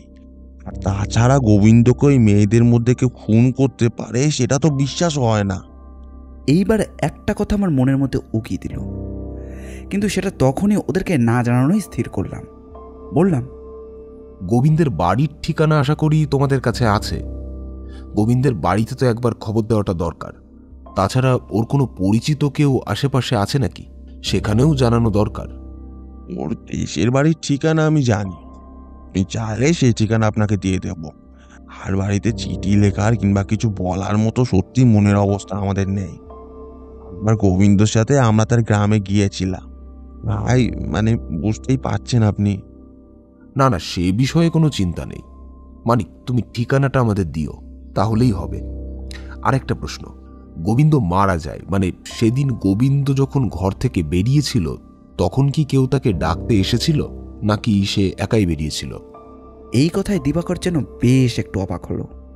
হ্যাঁ দারোগা বাবু, এই ব্যাপারটা আমরা নিজেও জানি না। সেদিন গোবিন্দ বারবার বলছিল তার সাথে কিছু একটা যেন হতে চলেছে, তবে তার মনটা একটু খুশি বলেই মনে হচ্ছিল। তার সাথে এমন কিছু একটা হতে চলেছে যেটা নিয়ে সে খুবই খুশি। আর সেদিন অন্ধকার হয়ে যাওয়ার পর হ্যারিকেনের আলোতে সে একবার বাইরেও বেরিয়েছিল। হ্যাঁ দারোগাবাবু, সেদিন আমরা খাওয়া দাওয়া শেষে নিজেদের মতো বইপত্র নিয়ে পড়াশোনা করছিলাম। লাইট চলে যাওয়ার পরেই গোবিন্দ বেরিয়ে পড়ল। তার মানে তোমরা গোবিন্দের চিৎকার শুনতে পেয়েছিলে? না, ওটা গোবিন্দের চিৎকার না, ওটা ছিল জগদীশবাবুর চিৎকার। তিনি মৃতদেহটা দেখতে পেয়ে চিৎকার করেছিলেন, আর সেই চিৎকারেই সবাই বাইরে বেরিয়ে আসে। গোবিন্দ যখন ঘর থেকে বাইরে গিয়েছিল নিশ্চয়ই সেই সময় তোমাদের মনে আছে? সেটি কতক্ষণ বাইরে ছিল? আমরা তিনজনেই পড়া তৈরি করছিলাম, কিন্তু একটু পরেই বেরিয়ে যায়। কখন হয়েছিল ঠিক মনে নেই। তারপরে দিবাকর একবার বাইরে গিয়েছিল, কিন্তু কিছুক্ষণের মধ্যে ফিরে আসে। তারপরেই আমরা চিৎকারটা শুনতে পাই। মানিকের কথা শেষ হতেই এবার আমি দিবাকরের দিকে তাকালাম। দিবাকরের মুখটা এখন কিন্তু ফ্যাকাশে হয়ে গেছে। সে বলল, আমি এমনিই বাইরে গিয়েছিলাম, অনেকক্ষণ ধরে একভাবে বই পড়ছিলাম, তাই ভাবলাম যে বাইরে গিয়ে একটু ব্যালকনির কাছে দাঁড়াই। তোমাদের ঘরের সামনের ব্যালকনি দিয়ে সোজা গেলেই তো বাথরুমে যাওয়ার রাস্তা, আর সেখানেই পড়েছিল গোবিন্দের মৃতদেহ। তুমি যখন বাইরে বেরিয়েছিলে তখন বাইরে কিছু দেখতে পেয়েছিলে? না, তবে আমি যখন বাইরে বেরিয়েছিলাম তখন মনে হলো ব্যালকনির উল্টো দিকের ঘরের দরজায় কেউ যেন দাঁড়িয়ে রয়েছে। আমি বেরিয়ে যেতেই সে চলে গেল সিঁড়ি দিয়ে। তার কথা শুনে আমি কেমন যেন চমকে উঠলাম। তাহলে অত রাত্রে কে দাঁড়িয়েছিল? সে দাঁড়িয়েছিল, তাকে দেখতে পাওনি, তাই তো? কিন্তু দেখতে না পাওয়ার কারণটা কি? বাইরে তখন আলো ছিল না, মানিক ঘরে আলো জ্বালাচ্ছিল, আর আমি তখন বাইরে গিয়ে দাঁড়িয়েছিলাম। আলো জ্বালানোর একটু পরেই আমি ঘরে চলে আসি। অন্ধকারে ওই ছায়ামূর্তিটা আমি খুব আবছাই দেখতে পাই। জগদীশবাবুর আগে আর কেউ মৃতদেহটা দেখেনি? আর যাকে তুমি দাঁড়িয়ে থাকতে দেখেছিলে সে কি জগদীশবাবু হতে পারে? হতে পারে, তবে আমি সে কথা কাউকে বলিনি। বুঝতেই পারছেন, আমি তখন বাইরে বেরিয়েছিলাম, এটা জানতে পারলে সবাই আমাকে সন্দেহ করবে। তোমাদের যে একেবারেই সন্দেহের তালিকার বাইরে রাখা যাচ্ছে সেটা কিন্তু নয়। বিশেষ করে তুমি ওই সময় ঘরের বাইরে ছিলে যখন গোবিন্দের খুন হয়েছে। তোমার কোনো না কোনো মত থাকতেই পারে। মানিক এবার তাকিয়ে রইল দিবাকরের দিকে। দিবাকরের মুখটা কিন্তু আরও ফ্যাকাশে হয়ে এলো। সে এবার আমার সামনে হাত জোর করে বলল, সত্যি বলছি দারোগাবাবু, আমি কিচ্ছু করিনি, এ ব্যাপারে আমি কিচ্ছু জানি না। আর গোবিন্দকে আমি মারতে যাবই বা কেন? আচ্ছা, গোবিন্দ এত খুশি ছিল কেন? তার কোনো কারণ তুমি জানো? এই কথায় কিন্তু দুজনেই মাথা নাড়ল। তারপর একটুক্ষণ চুপ করে থেকে মানিক বলল, অনেকদিন ধরেই গোবিন্দর মধ্যে একটা পরিবর্তন লক্ষ্য করেছিলাম। সে মাঝে মাঝে রাতের দিকে ঘর থেকে বাইরে বেরিয়ে যেত, আর কিছুক্ষণ পরে ফিরেও আসতো। কোথায় গিয়েছিল, কেন গিয়েছিল তার কিছুই বলতো না। তবে বাড়ির বাইরে সে যে যেত না সেটা দারোয়ান বলেছে, কারণ দারোয়ান প্রায় অনেক রাত পর্যন্ত দরজার কাছে চেয়ারে বসে থাকে। তারপর সবার খাওয়া দাওয়া হয়ে গেলে শুয়ে পড়লে সে ঘরের দরজা বাইরে থেকে বন্ধ করে একতলায় তার ঘরে ঘুমোতে যায়। তারপর আবার ভোরবেলা দরজা খোলে। দরজা খোলা এবং বন্ধ করা একটা নির্দিষ্ট সময়ে হয়। এমনকি ঘরের বাইরে যাওয়া এবং ভেতরে আসা সমস্ত কিছু তার কাছে খাতায় লেখা থাকে। সেটা তো আপনি জানেনও। একটা কথা আমি বুঝতে পারছিলাম যে সব কিছুর মধ্যে এমন একটা ব্যাপার রয়েছে যেটা আমি এখনো খুঁজে বার করতে পারিনি। যে লোকটিকে দিবাকর দেখেছিল সে কে? অত রাত্রে সে অসময়ে কেনই বা ঘরের বাইরে দাঁড়িয়েছিল? এবং দিবাকরকে দেখতে পেয়ে সে কেনই বা সিঁড়ির দিকে চলে গিয়েছিল? এর দুটো কারণ হতে পারে। লোকটা একতলায় থাকে, কোনো কারণে সে উপরে উঠে এসেছিল, তারপর নিচে নেমে গেছে। আর দ্বিতীয় কারণটা হতে পারে এই লোকটা খুনের সঙ্গে জড়িত। কিন্তু দিবাকর তাকে যেখানে দেখেছে সেখান থেকে বাথরুমে যাওয়ার রাস্তাটা সম্পূর্ণ উল্টো দিকে। তার মানে দিবাকর তাকে যখন দেখেছে তখন কি খুনটা হয়ে গেছে? কিছুই বুঝে উঠতে পারছিলাম না। দিবাকর আর মানিকের কাছ থেকে নতুন করে কিছুই জানা গেল না। তাদের ভয় পাওয়া এবং কথাবার্তা শুনে মনে হচ্ছিল তাদেরকেও সন্দেহ করা যায়। ততক্ষণে জয়ন্ত বাড়ির আশেপাশে সমস্ত কিছুই দেখে ফেলেছে। আমি মানিক ও দিবাকরের ঘর থেকে বেরিয়ে আসছি, তখন জয়ন্তের সঙ্গে দেখা হলো। জয়ন্ত বলল, এবারেতে রাতে খাওয়া দাওয়ার পরে ঘরের বাড়ি থাকার নিয়ম নেই। যে যার ঘরে ঢুকে ঘুমিয়ে পড়ে কিংবা নিজের ঘরেই থাকে। একমাত্র শনিবারের রাতে নিয়ম বদলে যায়। সেদিন অনেক রাত পর্যন্ত সবাই জেগে থাকে। মাঝে মাঝে ওই দিনে মেস বাড়ির কয়েকজন মিলে ছোটোখাটো পিকনিকেরও আয়োজন করে থাকে। যেদিন খুন হয়েছে সেদিন শনিবার ছিল না, রবিবারও ছিল না, ছিল বুধবার। তাই এইসবের কোনো সম্ভাবনা নেই। কিন্তু দিবাকর অন্ধকার রাতে লোডশেডিংয়ের সময় কাউকে বাইরে দেখেছিল। একটা কথা দারোগা বাবু, আমার বারবার মনে হচ্ছে এই গোবিন্দের সাথে কারোর যদি শত্রুতা থাকতো, সে কথা নিশ্চয়ই ওর সাথে থাকা বাকি দুজন জানতে পারবে। তেমন কিছু হলে ওরা নিশ্চয়ই আমাদের বলতো। হয়তো এমন কোনো ব্যাপার রয়েছে যেটা গোবিন্দ ছাড়া আর কেউ জানে না। সেটা গোবিন্দ ওদের বলারও সুযোগ পায়নি। কি এমন ব্যাপার থাকতে পারে যেটা গোবিন্দ ওদের দুজনের কাছ থেকেও লুকিয়ে রেখেছিল? কথা বলতে বলতে আমরা এসে পড়েছিলাম সেই ভদ্রলোকের ঘরের কাছে, যার কথা রামমোহনবাবু আমাদের বলেছিলেন। তার নাম নিশিকান্ত মজুমদার। তার ঘরের সামনে যেতে ঘরের ভেতর থেকে বেশ একটি গানের সুর ভেসে আসতে লাগলো। গুনগুন করে কেউ যেন একটি গান করে চলেছে, তবে তার সমস্ত কথা স্পষ্ট নয়। দরজার সামনে দরজায় ধাক্কা দিতে গানের শব্দটা থেমে গেল।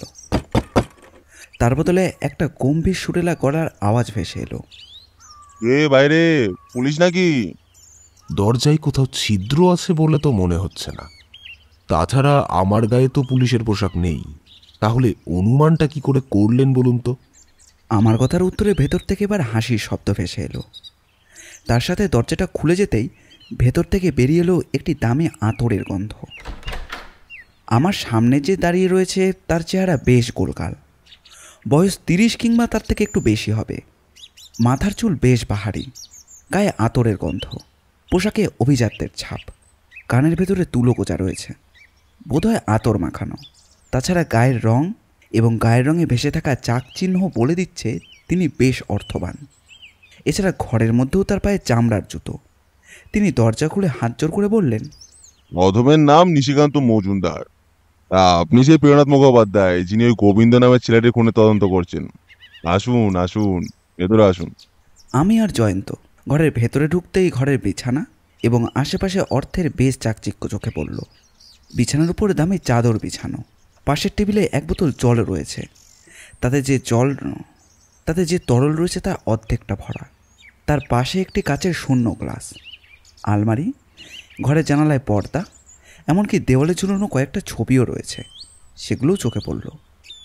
ঘরে এসে বিছানার একপাশে বসে তিনি বললেন, আমি জানতাম আপনারা আমার ঘরে আসবেন, তাই আজ সকাল থেকে ওটা বন্ধ রেখেছি। সুরাপানের পরে পুলিশের জেরা খুব একটা ভালো লাগে না, আবার পুলিশও মদ্যপান খুব একটা বরদাস্ত করে না, সেটাও আমি জানি। তাই আপনাদের জন্য সকালটা আজ একটু পরিষ্কার করে রেখেছি, বুঝলেন? তা বলুন, কি জানতে চান?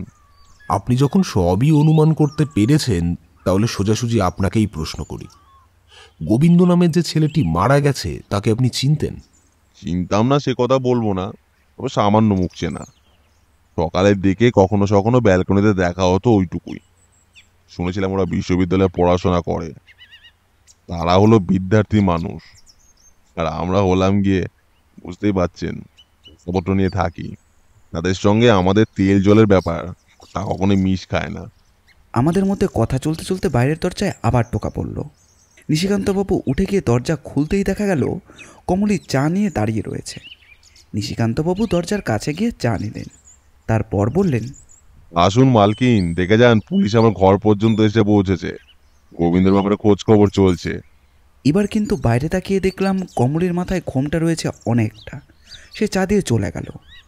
ভদ্রলোক চা এনে টেবিলের উপর রেখে বললেন, যে ভাড়ার বাড়িতে রান্নাবান্না খাওয়া দাওয়ার দিকটা কোনো মেয়ে মানুষ দেখে থাকে, সেই বাড়িতে খাবারে খুব একটা অসুবিধা হয় না।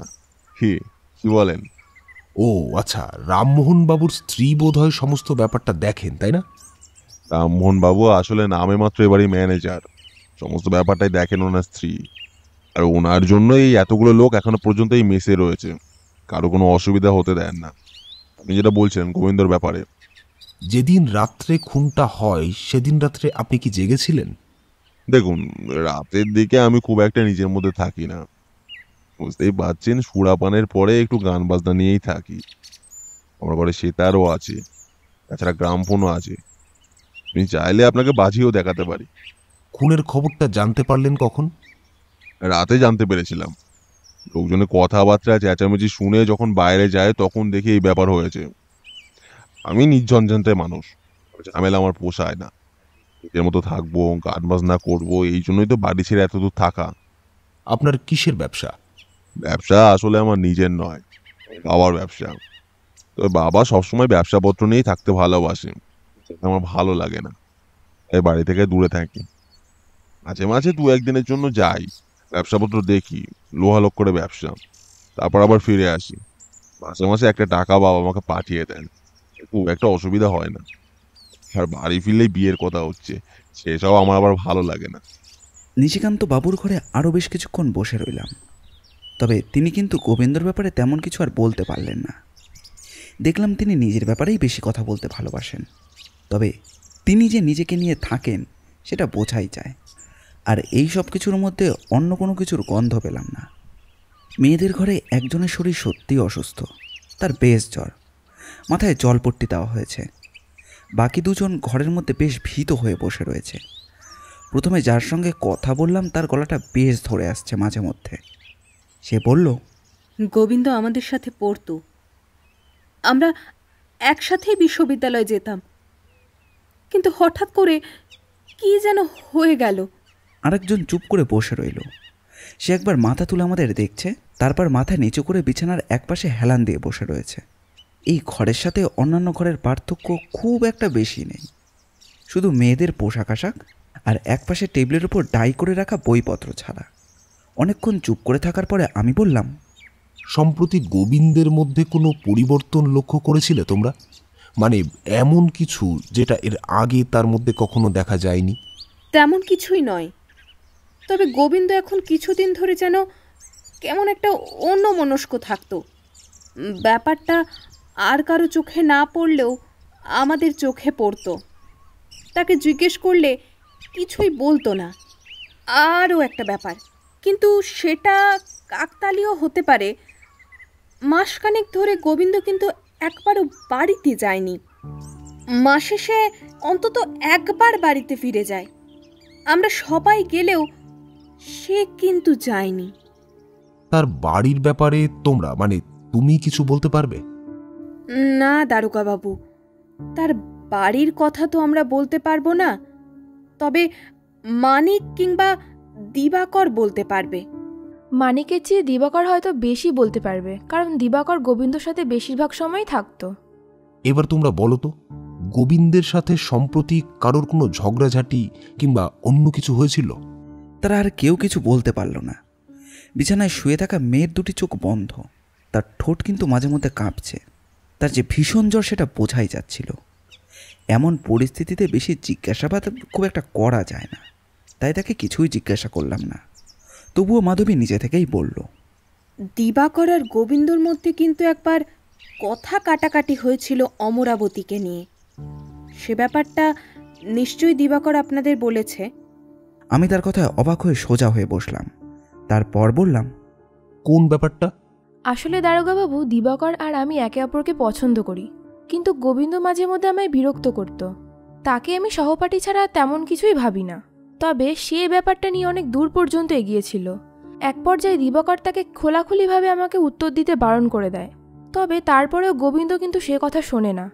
তাই আমি নিজেও কখনোই চাইনি তাদের মধ্যে কিছু হোক, কারণ দিবাকর গোবিন্দর বেশ ভালো বন্ধু। এমনকি দিবাকর গোবিন্দকে একবার প্রাণে মারার হুমকিও দিয়েছিল। কথাটা শুনে আমি হাসি মুখে পাশে বসে থাকা জয়ন্তের দিকে তাকালাম। এতক্ষণ সে চুপ করে বসে থাকলেও এবার সে বলল, কিন্তু দারোগাবাবু, মানিক কিন্তু দিবাকরের এসব কথা আমাদের বলল না। হতেই পারে গোটা ব্যাপারটা মানিক জানে। সে তার বন্ধুকে বাঁচানোর জন্য আমাদের কিছুই বলেনি। সে তো নিজেও বলছিল দিবাকর সেই সময় বাইরে এসেছিল। তার মানে দিবাকরের বাইরে কাউকে দেখতে পাওয়াটা হতে পারে মিথ্যে কথা। আমার কিন্তু মনে হয় না দারোগাবাবু দিবাকর এই কাজটা করতে পারে। নিজেদের মধ্যে ছোটখাটো মনোমালিন্যে সে অনেক কিছুই বলতে পারে, তবে খুন করার মতো কাজ সে করবে না, বিশেষত নিজের বন্ধুকে। মানুষ যে কখন কি করতে পারে তা তুমি জানো না মাধবী। তবে সঠিক তথ্য ও প্রমাণের অভাবে আমরা এখন কিছুই করতে পারছি না। ব্যাপারটা মাথায় থাকবে। আশা করছি কমলী দেবী, আপনি তেমন তো কিছু জানেন না। কমলে মাথা নাড়ল। সেদিন কিন্তু নতুন করে এর থেকে বেশি আর কিছুই জানা গেল না। একটু পরেই বিনয়বাবু চলে এসেছে।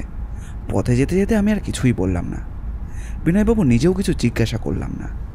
বুঝতে পারলাম বিনয়বাবু এবং জয়ন্তবাবু নিজেদের মধ্যে কথা বলে চলেছে। বাড়িতে এসে নিজের ঘরে বসে রয়েছি, এমন সময় বিনয়বাবু বললেন, কিছুই বুঝতে পারছি না, মানে আমি তো এখনো কিছুই বুঝে উঠতে পারছি না। তবে জয়ন্ত বলল যে ঘরে 3 জন ছেলে ছিল, তাদের মধ্যে একজনকে নাকি সন্দেহ করা যায়। ঘরের একজনের সাথে মৃত ছেলেটির কিছু ঝগড়াঝাটি হয়েছিল। সেই ব্যাপারটা মোটিভ হতে পারে কি? না হওয়ার কিছুই নেই বিনয়বাবু। আসলে গোটা ব্যাপারটার মধ্যে একটা ত্রিকোণ প্রেমের বন্ধুত্ব রয়েছে। প্রত্যক্ষদর্শীদের মতে দিবাকরের সাথে অমরাবতীর একটা প্রেমের সম্পর্ক ছিল, আর সেই অমরাবতীকে গোবিন্দ বোধহয় পছন্দ করত। তাই সে মাঝে মাঝে অমরাবতীকে উত্ত্যক্ত করত। আর সেই ব্যাপারটা বোধহয় বাড়াবাড়ির পর্যায়ে পৌঁছে গেলে দিবাকর সেটা সহ্য করতে না পেরে গোবিন্দকে প্রাণে মারার হুমকি দেয়। সেদিন রাত্রে যখন গোবিন্দ বাইরে বেরিয়ে এসেছিল, তার কিছুক্ষণ পরেই দিবাকর সেখানে চলে আসে এবং খুন করে সেখান থেকে চলে যায়। প্রথমে কিছু বুঝতে দেয়নি কাউকে। লোডশেডিংয়ের অজুহাতে সে বাইরে এসেছিল। তারপর এই কাজটা করে। যখন জগদীশবাবু তাকে দেখতে পায়, তখন তার চেঁচামেচিতে সবাই বুঝতে পারে যে খুনটা হয়েছে। কিন্তু এই সমস্ত কিছুর মধ্যেও একটা খটকা থেকে যায়। বিনয়বাবু আমার পাশে বসে অবাক হয়ে আমার দিকে তাকিয়ে রইলেন কিছুক্ষণ। আমি নিজেও বুঝতে পারছিলাম আমার ব্যাখ্যাটা এতটাই সুন্দর আর এতই সহজ যে দিবাকরকে আসামি রূপে সাব্যস্ত করতে খুব একটা কষ্ট হবে না। মানিক যে তাকে পুরোপুরি বিশ্বাস করছে সে কথাও নয়। মানিকেরও সামান্য দোটানা রয়েছে। মাধবী ধরে নিচ্ছে যে দিবাকরই কাজটা করেছে। তাছাড়া ওই সময় ঘরের বাইরে যে ছিল তাকে দিবাকর ছাড়া কিন্তু আর কেউই দেখতে পায়নি। অর্থাৎ সে মিথ্যে কথা বললেও সে কথা ধরার কিন্তু কোনো উপায় নেই। এতগুলো প্রমাণ থাকা সত্ত্বেও আমার কেমন যেন মনে হচ্ছিল যে কিছু যেন একটা মিলছে না। এই গোটা কেসে একটা ব্যাপার আমি হারিয়ে ফেলছি, যেটা ধরতে পারলে কেসটা অন্যদিকে মোড় নিত। অনেকক্ষণ অপেক্ষা করে বিনয়বাবু বললেন, প্রিয়নাথবাবু, তাহলে আপনি কাকে সন্দেহ করছেন? মানে যদি দ্রুত কোনো সমাধান করা যায় তাহলে বুঝতেই তো পারছেন। সবটাই বুঝতে পারছি বিনয়বাবু, তবে এই কেসে খানিকটা সময় প্রয়োজন। সন্দেহের তালিকায় যারা রয়েছে তাদের সবার ইতিহাস একটু ঘেঁটে দেখাটা দরকার। এটা স্পষ্ট নয় যে সামান্য ওই একটা কারণেই দিবাকর খুন করেছে, সেটা মনেও হচ্ছে না। এর পেছনে নিশ্চয়ই দিবাকরের অন্য কোনো মোটিভ রয়েছে। কি মোটিভ হতে পারে? অনেক কিছুই থাকতে পারে। যেমন ধরুন, এই যে গোবিন্দকে ওই সময় ওখানে ডেকে যদি দিবাকর খুন করে, আর সেই সময় যদি গোবিন্দের কাছে এমন কিছু থেকে থাকে যেটা দাম নেহাত কম নয়, তাহলে সেটা চুরি করা। আরেকটা কথা আপনি ভুলে যাচ্ছেন, মাসখানেক ধরে গোবিন্দ কিন্তু বাড়িতে যায়নি। বাকি সবাই বাড়িতে গেলেও সে থেকে গেছে। তার থেকে যাওয়ার পেছনে কারণটা কি? আমার মনটা কিন্তু তবুও খচখচ করছে। তবে দিবাকর কিন্তু সন্দেহের তালিকায় প্রথম রয়েছে। তার সুযোগ এবং কথাটা বলতে গিয়েও চুপ করে গেলাম। অর্থাৎ আমার একটা কথা মনে পড়ে যেতে বিছানা ছেড়ে উঠে গিয়ে জানলার কাছে গিয়ে দাঁড়ালাম। বিনয়বাবুর কথায় বুঝতে পেরেছিলাম যে তিনি কিছু একটা আন্দাজ করতে পেরেছেন, তাই তিনি আর আমাকে বিরক্ত করলেন না। অনেকক্ষণ পরে আমি নিজে থেকেই বললাম, এই সমস্ত কিছুর মধ্যে একটা ব্যাপার কিন্তু আমাদের মাথা থেকে বেরিয়ে গিয়েছিল। খুনের অস্ত্রগুলো কোথায় গেল? দিবাকর যদি খুনটা করে তাহলে নিশ্চয়ই অস্ত্রটা সে বারান্দায় যাওয়ার পথে এবং তার ঘরে ঢোকার পরে এই দুইয়ের মাঝে কোথাও লুকিয়ে রেখেছে। তাহলে কাল একবার সকালে গিয়ে ওই জায়গাটা পরীক্ষা করে দেখা দরকার। ভেতর থেকে বাইরে কোনো কিছু নিয়ে কেউ যেতে পারবে না। আচ্ছা, আপনি সবার সাথে কথা বলেছেন নিশ্চয়ই? মাধবী ছাড়া আর কেউ সন্দেহ করেছে যে দিবাকর খুনটা করেছে? অন্য কেউ আর কাউকে সন্দেহ করছে না যে ওই বাড়ির অন্য কেউ খুনটা করে থাকতে পারে? প্রথমত, খুন যখন হয়েছে তখন বাড়ির সবাই খাওয়া দাওয়া করে ঘুমিয়ে পড়েছে এবং বোধহয় পাশের ঘরের 3 জন মেয়ে জেগেছিল রাতে পড়াশোনা করার জন্য। লোডশেডিং হওয়ার একটু আগে বেরিয়ে পড়ে দিবাকর, আর তারপরে ফিরে এসে আবার কাজ করতে লাগলো। এদিকে তারপরেই জগদীশবাবুর চিৎকার, গোবিন্দ মোড়ে পড়ে আছে। তার মাথায় এবং গলায় আঘাতের জন্য। তারপরেই সবাই জড়ো হয়ে যায়। আসলে রামমোহনবাবু তো বড় চিন্তায় পড়ে গিয়েছেন। এমন একটা ব্যাপার হয়ে গিয়েছে তার মেস বাড়িতে যদি আর খদ্দের না থাকে তাহলে এই বয়সে তিনি বেশ বিপদেই পড়বেন। রামমোহনবাবু আসলে মালিকের চেনা লোক, তাই কাজটা করতেন তিনি, কিন্তু এখন তার ভবিষ্যৎ কি হবে সেটাই আমি ভাবছি। বিনয়বাবু কিন্তু আর কিছুই বলল না। তবে বিনয়বাবুর মুখে ভবিষ্যৎ কথাটা শুনে হঠাৎ করে কি যেন একটা মনে পড়ল। অদ্ভুত একটা সম্ভাবনা মাথার মধ্যে দেখা দিল। বারবার চেষ্টা করলাম সেটাকে দূরে সরিয়ে দিতে, তবুও কেমন যেন সেটি মাথায় এসে প্রতিটি শিরা উপশিরার মধ্যে জমা হতে লাগলো।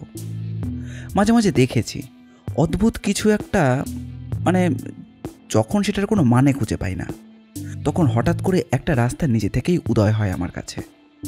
আমিও সেই রাস্তাটা আঁকড়ে ধরলাম। তারপর সেই রাস্তায় ছোট ছোট গলিতে খুঁজতে শুরু করলাম। বুঝতে চাইলাম একদম শেষে কে দাঁড়িয়ে রয়েছে, দিবাকর নাকি মানিক নাকি ওই বাড়ির অন্য কেউ। পরদিন সকালে আমি আর বিনয়বাবু মিলে গিয়ে পৌঁছলাম মেস বাড়িতে। আমাদের সঙ্গে রইল সেই পুলিশ অফিসারটি। সেদিন রামমোহনবাবুর সাথে আমাদের বেশ কিছুক্ষণ কথা হলো। বিনয়বাবু বুঝতে পারছিলেন যে আমি কিছু একটা সন্দেহ করতে পেরেছি, তাই তিনি মাঝে মাঝে আমাদেরকে লক্ষ্য করছিলেন। আমি বসেছিলাম রামমোহনবাবুর ঘরে।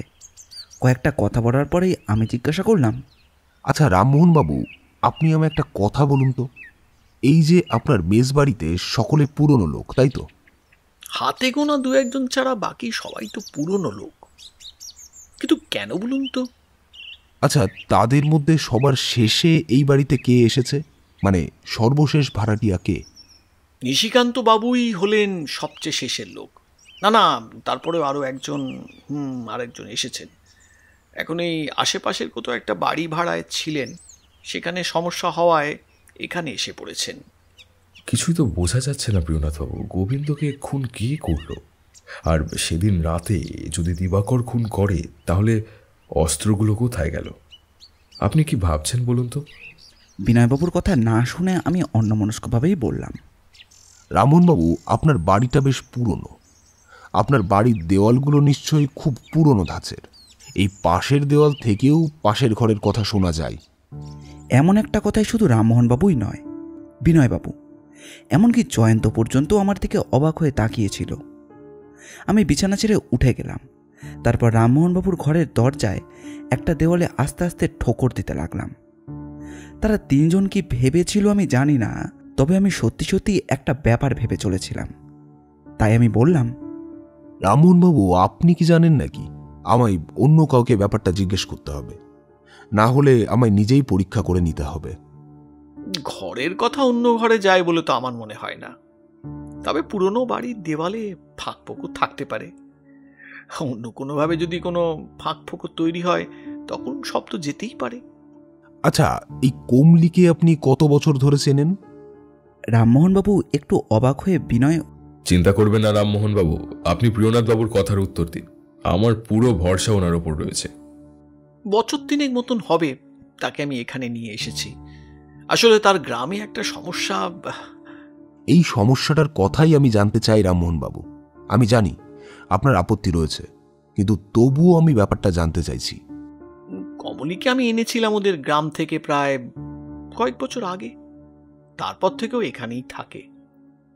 কিন্তু কেন বলুন তো প্রিয়নাথবাবু? গোটা কেসের মধ্যে কোথাও না কোথাও একটা সমস্যা রয়েছে। গোবিন্দের সাথে দিবাকরের ঝগড়া থাকলেও, দিবাকর তাকে খুন করার হুমকি দিয়ে থাকলেও দিবাকরের কথাই কিন্তু অসঙ্গতি আছে। তবে সেই যে খুন করেছে তার কোনো শক্ত প্রমাণ নেই। আবার দিবাকর যদি খুন করে তাহলে তার হাতের অস্ত্রগুলো সে রাখবে কোথায়? এই বাড়িতে কোথাও কিন্তু কোনো অস্ত্র খুঁজে পাওয়া যায়নি। দ্বিতীয় সমস্যা হলো, দিবাকর যেদিন ঘর থেকে বেরিয়ে কাউকে দেখতে পেয়েছিল, যদি সে মিথ্যে কথাই বলতো তাহলে কারোর কথা বলাটা তো তার প্রয়োজন ছিল না। অন্তত সেটাই সে বলতে পারত যে ওই বাথরুমের কাছে সে কাউকে দেখেছে, সে ব্যালকনির উল্টো দিক থেকে কাউকে দেখতে পেয়েছিল, আর সেখান থেকে বাথরুম পর্যন্ত আসতে অনেকটা সময় লাগবে। এমন একটা অদ্ভুত কথা কেন বলবে সে? আর সবথেকে বড় সমস্যা হলো, প্রায় মাসখানেক কিংবা তার থেকে বেশি সময় ধরে গোবিন্দ বাড়িতে যায়নি, অথচ মাসে সে একবার করে বাড়িতে যেত। দারোয়ানের খাতা, এমনকি বাকিদের কথাই সেটা জানা যাচ্ছে। হঠাৎ করে তার মধ্যে এই পরিবর্তনগুলো হয়ে গিয়েছিল, সেগুলো আসলে কি, আর কি কারণেই এমন পরিবর্তন? পুলিশ অর্থাৎ জয়ন্ত বলল, আরও একটা ব্যাপার আছে দারোগাবাবু। সেদিন আমরা যখন মানিক এবং দিবাকরের সাথে কথা বলছিলাম, তখন ওরা বলেছিল গোবিন্দ হঠাৎ করে বাইরে বেরিয়েছিল, যেন মনে হয়েছিল কারোর সাথে তার দেখা করার কথা রয়েছে। হ্যাঁ জয়ন্ত, তুমি ঠিকই বলছো। আর কয়েকটা কারণের জন্যই আমার মনে হচ্ছে গোটা কেসের মধ্যে এমন কিছু একটা রয়েছে যেটা আমরা খুঁজে বার করতে পারিনি। আরও একটা ব্যাপার যেটা আমার প্রথম দিন থেকে মনে পড়েনি, এখন মনে পড়েছে। গোবিন্দ যদি বাথরুমে যাওয়ার জন্য ঘর থেকে বেরিয়ে থাকে, আর তখন আকাশের চাঁদের আলো কিংবা আলো থাকে, তাহলে সে বাথরুমে গেল না কেন? একবার ভেবে দেখুন বিনয়বাবু, লোডশেডিং হওয়ার আগে গোবিন্দ ঘর থেকে বেরিয়েছে, তার ঘর থেকে বাথরুমের দূরত্ব খুব একটা বেশি নয়। তারপরে লোডশেডিং হয়েছে, অ্যাক্সিডেন্ট হওয়ার পরে মানিক আলো জ্বালিয়েছে, দিবাকর বাইরে এসেছে, আবার ভেতরেও চলে গিয়েছে, তখনও গোবিন্দ বাথরুম থেকে ফিরতে পারেনি। অথচ এত সময় লাগার তো কথা নয়। এরপরেও গোবিন্দ যখন বাথরুম থেকে ফেরার সময় মনে করে আততায়ীর ওপর আঘাত করেছে এবং গোবিন্দ সেখানেই মারা যায়, তার হাতে পায়ে কোথাও কোনো জলের চিহ্ন ছিল না কেন? মৃতদেহ যিনি প্রথম দেখেছিলেন, অর্থাৎ জগদীশবাবু, তার সাথে আমি কথা বলেছি, তিনি নিশ্চিতভাবেই বলেছেন যে তার হাতে পায়ে কোথাও জল ছিল না। তাছাড়া মৃতদেহটা কিন্তু এমনভাবে পড়েছিল যাতে মনে হয় বাথরুম থেকে বাইরে আসার সময় মৃতদেহটা পড়েছে, তবে তেমনটা নয়। বাথরুমে যাওয়ার দিকেই তার মাথা পড়েছিল, পরে কোনোভাবে তাকে ঘুরিয়ে দেওয়া হয়েছে যাতে বোঝা যায় যে বাথরুম থেকে ফেরার সময় মৃত্যুটা হয়েছে। এতটা পরিকল্পনা কেউ কেন করবে? আমার কথা শুনে ঘরের মধ্যে থাকা তিনজনে বেশ অবাক হয়ে গিয়ে আমার দিকে তাকিয়ে থাকলো। একটু পরে বিনয়বাবু বললেন, এখন আপনি কি ভাবছেন প্রিয়নাথবাবু? মানে এই সমস্ত প্রশ্নের তো একটা উত্তর আপনি নিশ্চয়ই তৈরি করেছেন। সেটা কি? আমি আর কোনো কথা বললাম না। বেশ কিছুক্ষণ পর রামবাবুকে বললাম, আপনাকে আমাদের একটু সাহায্য করতে হবে রামমোহনবাবু। এমন একটা কাজ আমি আপনাকে করতে বলবো, সেটা হয়তো আপনি ঠিক বুঝতে পারবেন না এখন কি হচ্ছে, তবে পরে ব্যাপারটা বোঝা যাবে। আজকে রাতটা আমি এখানেই থাকব, তবে আমি একাই থাকব। আশেপাশের পুলিশের পাহারা এবং বাড়ির বাইরে যে পুলিশ পাহারা রয়েছে সেগুলো তুলে নেওয়া হবে। তবে চিন্তা নেই, সাদা পোশাকের পুলিশ বাড়ির বাইরে থেকেই বাড়ির ওপরে নজর রাখবে, না হলে আমরা অপরাধীকে ধরতে পারবো না।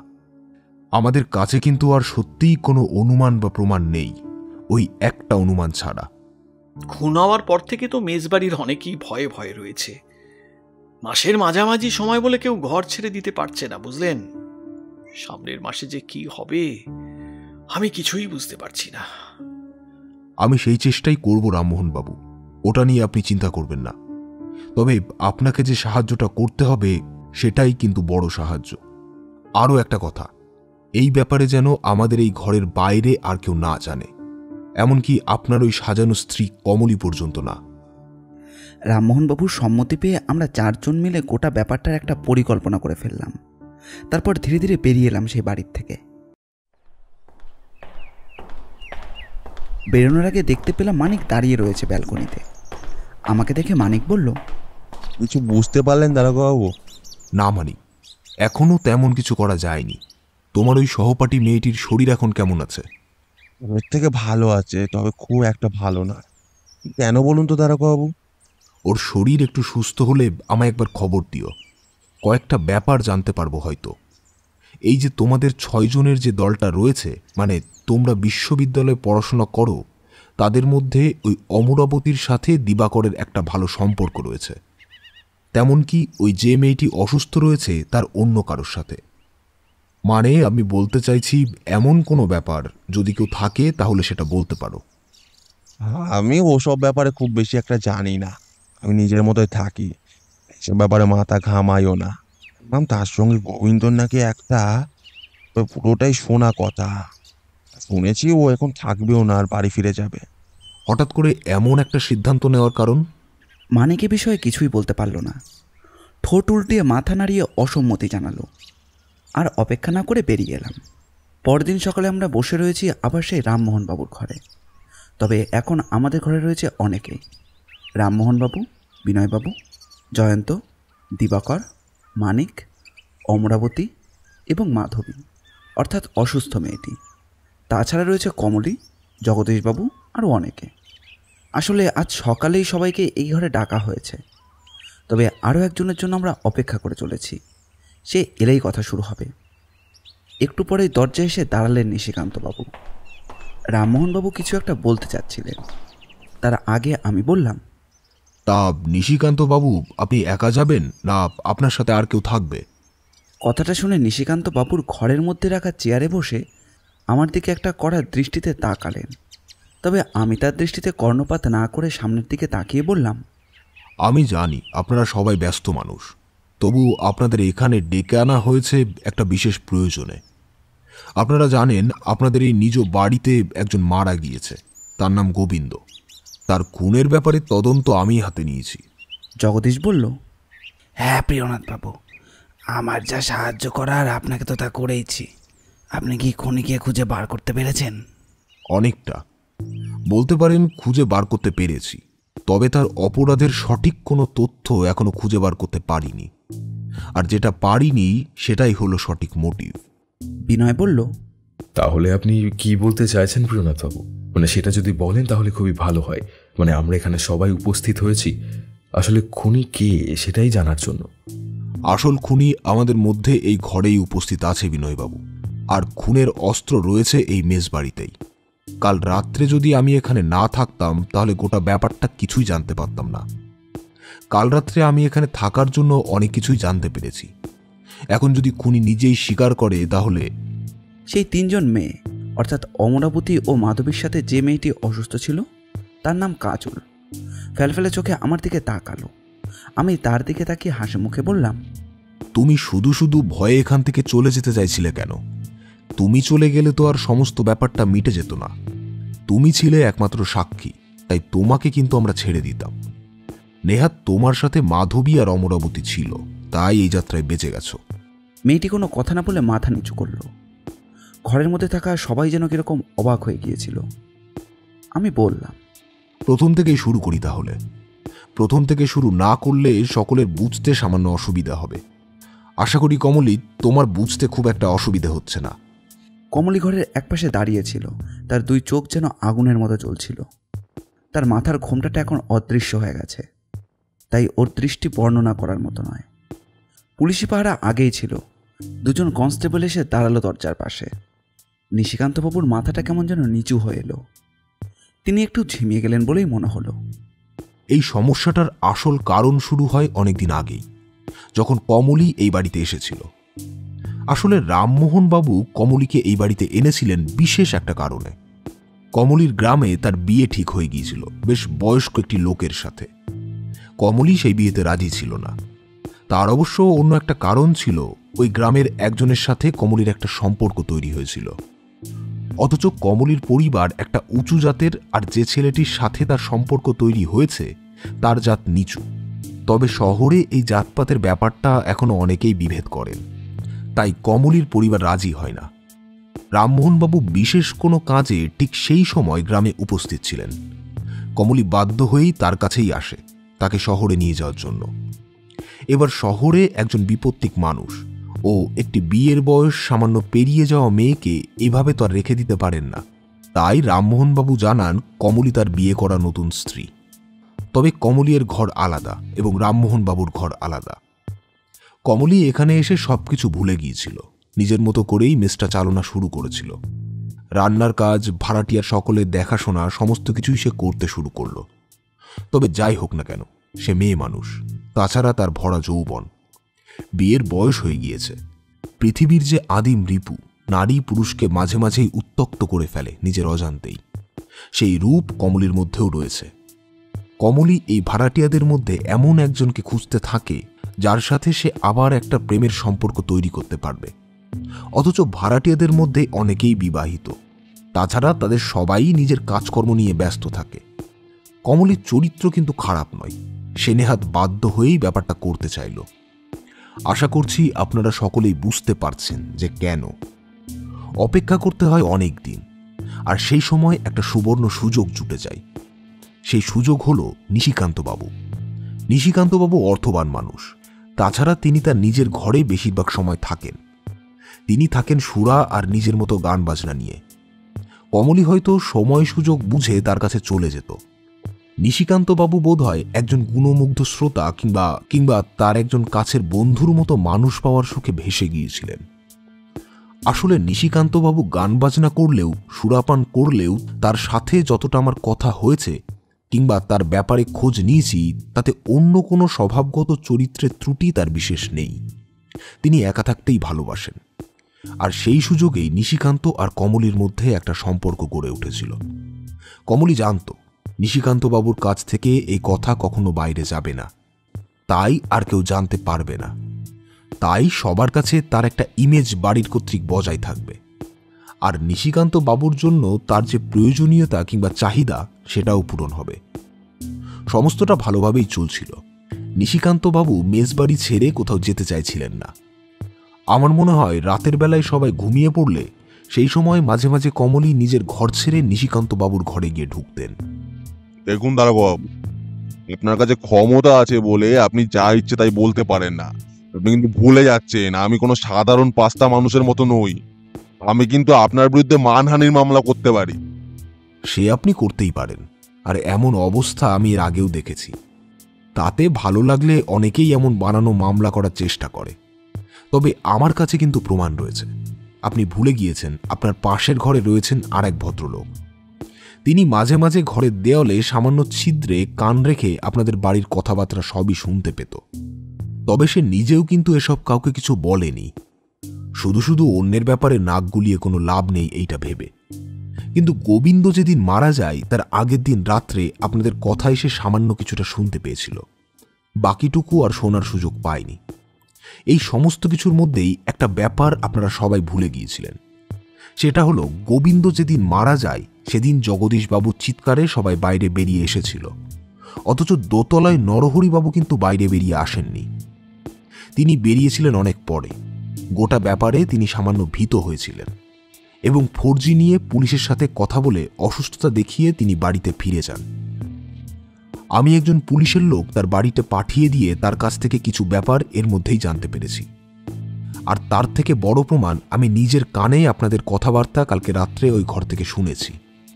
আমি ইচ্ছে করেই কাল পুলিশের পাহারার সমস্ত কিছু তুলে দিয়েছিলাম এবং ওই পাশের ঘরে দরজা বন্ধ করেই ভেতরেই ছিলাম। রামমোহনবাবুকে বলাই ছিল তিনি দরজাটা যেন বাইরে থেকে বন্ধ করে দেন, যাতে কেউ বুঝতে না পারে যে ওই ঘরের ভেতরে আমি রয়েছি, এবং ভোরের সামান্য আগেই যেন কাজের লোক এসে দরজাটা খুলে দেয়।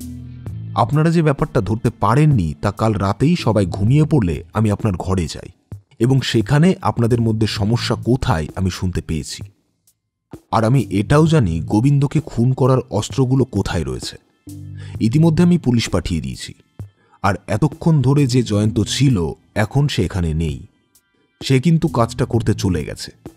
আশা করছি ওই অস্ত্রগুলোতে কমলের হাতের ছাপ পাওয়া যাবে। সেটা না পেলেও অস্ত্রগুলো লুকিয়ে রাখা হয়েছে তার ঘরে। এরপরে কি আপনি কিছু বলবেন নিশিকান্তবাবু? নিশিকান্তবাবু আর কিছু না বলে চুপ করে রইলেন। এতক্ষণ পরে দিবাকর বলে উঠল, কিন্তু দারোগাবাবু, এই গোবিন্দকে খুন করার পেছনে আসল উদ্দেশ্যটা কি? গোবিন্দ কোনোভাবে রাত্রেবেলা নিশিকান্তবাবু এবং কমলির এই অভিসার বুঝতে পেরেছিল। সে বোধহয় কিছু দেখতে পেয়েছিল, আর সেই ব্যাপারটা এসে সে ভুল করে কমলিকে বলে বসে। হয়তো তাকে ভয় দেখিয়েছিল যদি গোবিন্দের কথা মতো সে রাজি না হয় তাহলে সমস্ত ব্যাপারটা সে সবাইকে বলে দেবে। তাতে কমলির চরিত্র নষ্ট হবার সম্ভাবনা রয়েছে। কমলি সেই কাজটা করতে চায় না। আমার মনে হয় সে তাই গোবিন্দকে সরিয়ে দেওয়ার পরিকল্পনা করে। সেদিন রাত্রে তাকে ওই বাথরুমের গলির কাছে ডাকে। তারপর গোবিন্দ এসে পড়লে অন্ধকারের সুযোগ নিয়ে তার মাথায় এবং গলায় আঘাত করে। তারপর সেখান থেকে তাড়াতাড়ি চলে যায়। আমার মনে হয় দিবাকর, তুমি যে অন্ধকারে ছায়ার মূর্তিকে দাঁড়িয়ে থাকতে দেখেছিলে সেটা আসলে কমলির। আর আমার মনে হয় এই ব্যাপারটা কোনোভাবেই ওই তিনজন মেয়ের মধ্যে একজন জানত, আর সেটা বুঝতে পারার পরেই সে অসুস্থ হয়ে পড়ে। সেদিন রাতে হয়তো তাকেও খুন করা হতো, তবে বাকি দুজন থাকার জন্য সে বেঁচে যায়।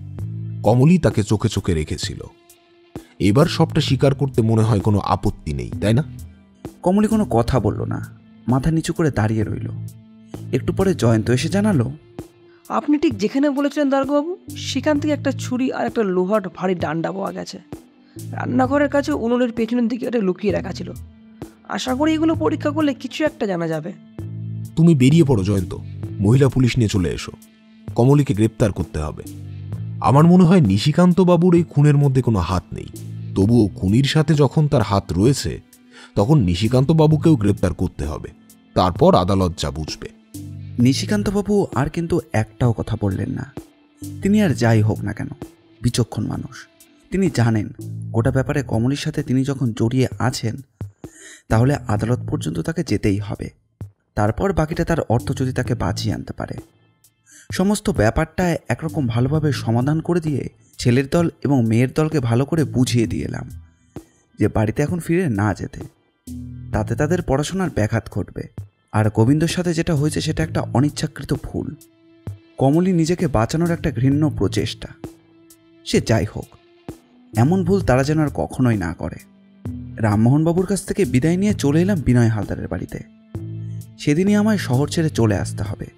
বিনয় হালদার বলল, ঠিক কখন আপনার মনে হয়েছিল দারোগাবাবু যে এই সব কিছুর পেছনে কমলই রয়েছে? ঠিক বলতে পারবো না, তবে যেদিন আমরা নিশিকান্ত বাবুর ঘরে কথা বলছিলাম সেদিন কমলি যখন দরজায় এসে চা দিয়ে গিয়েছিল নিশিকান্ত বাবুকে, ঠিক তখনই কিছু যেন একটা আন্দাজ করতে পেরেছিলাম। তারপর তো বাকিটা অল্প অল্প করে মেলাতে মেলাতেই এগিয়ে যেতে হলো।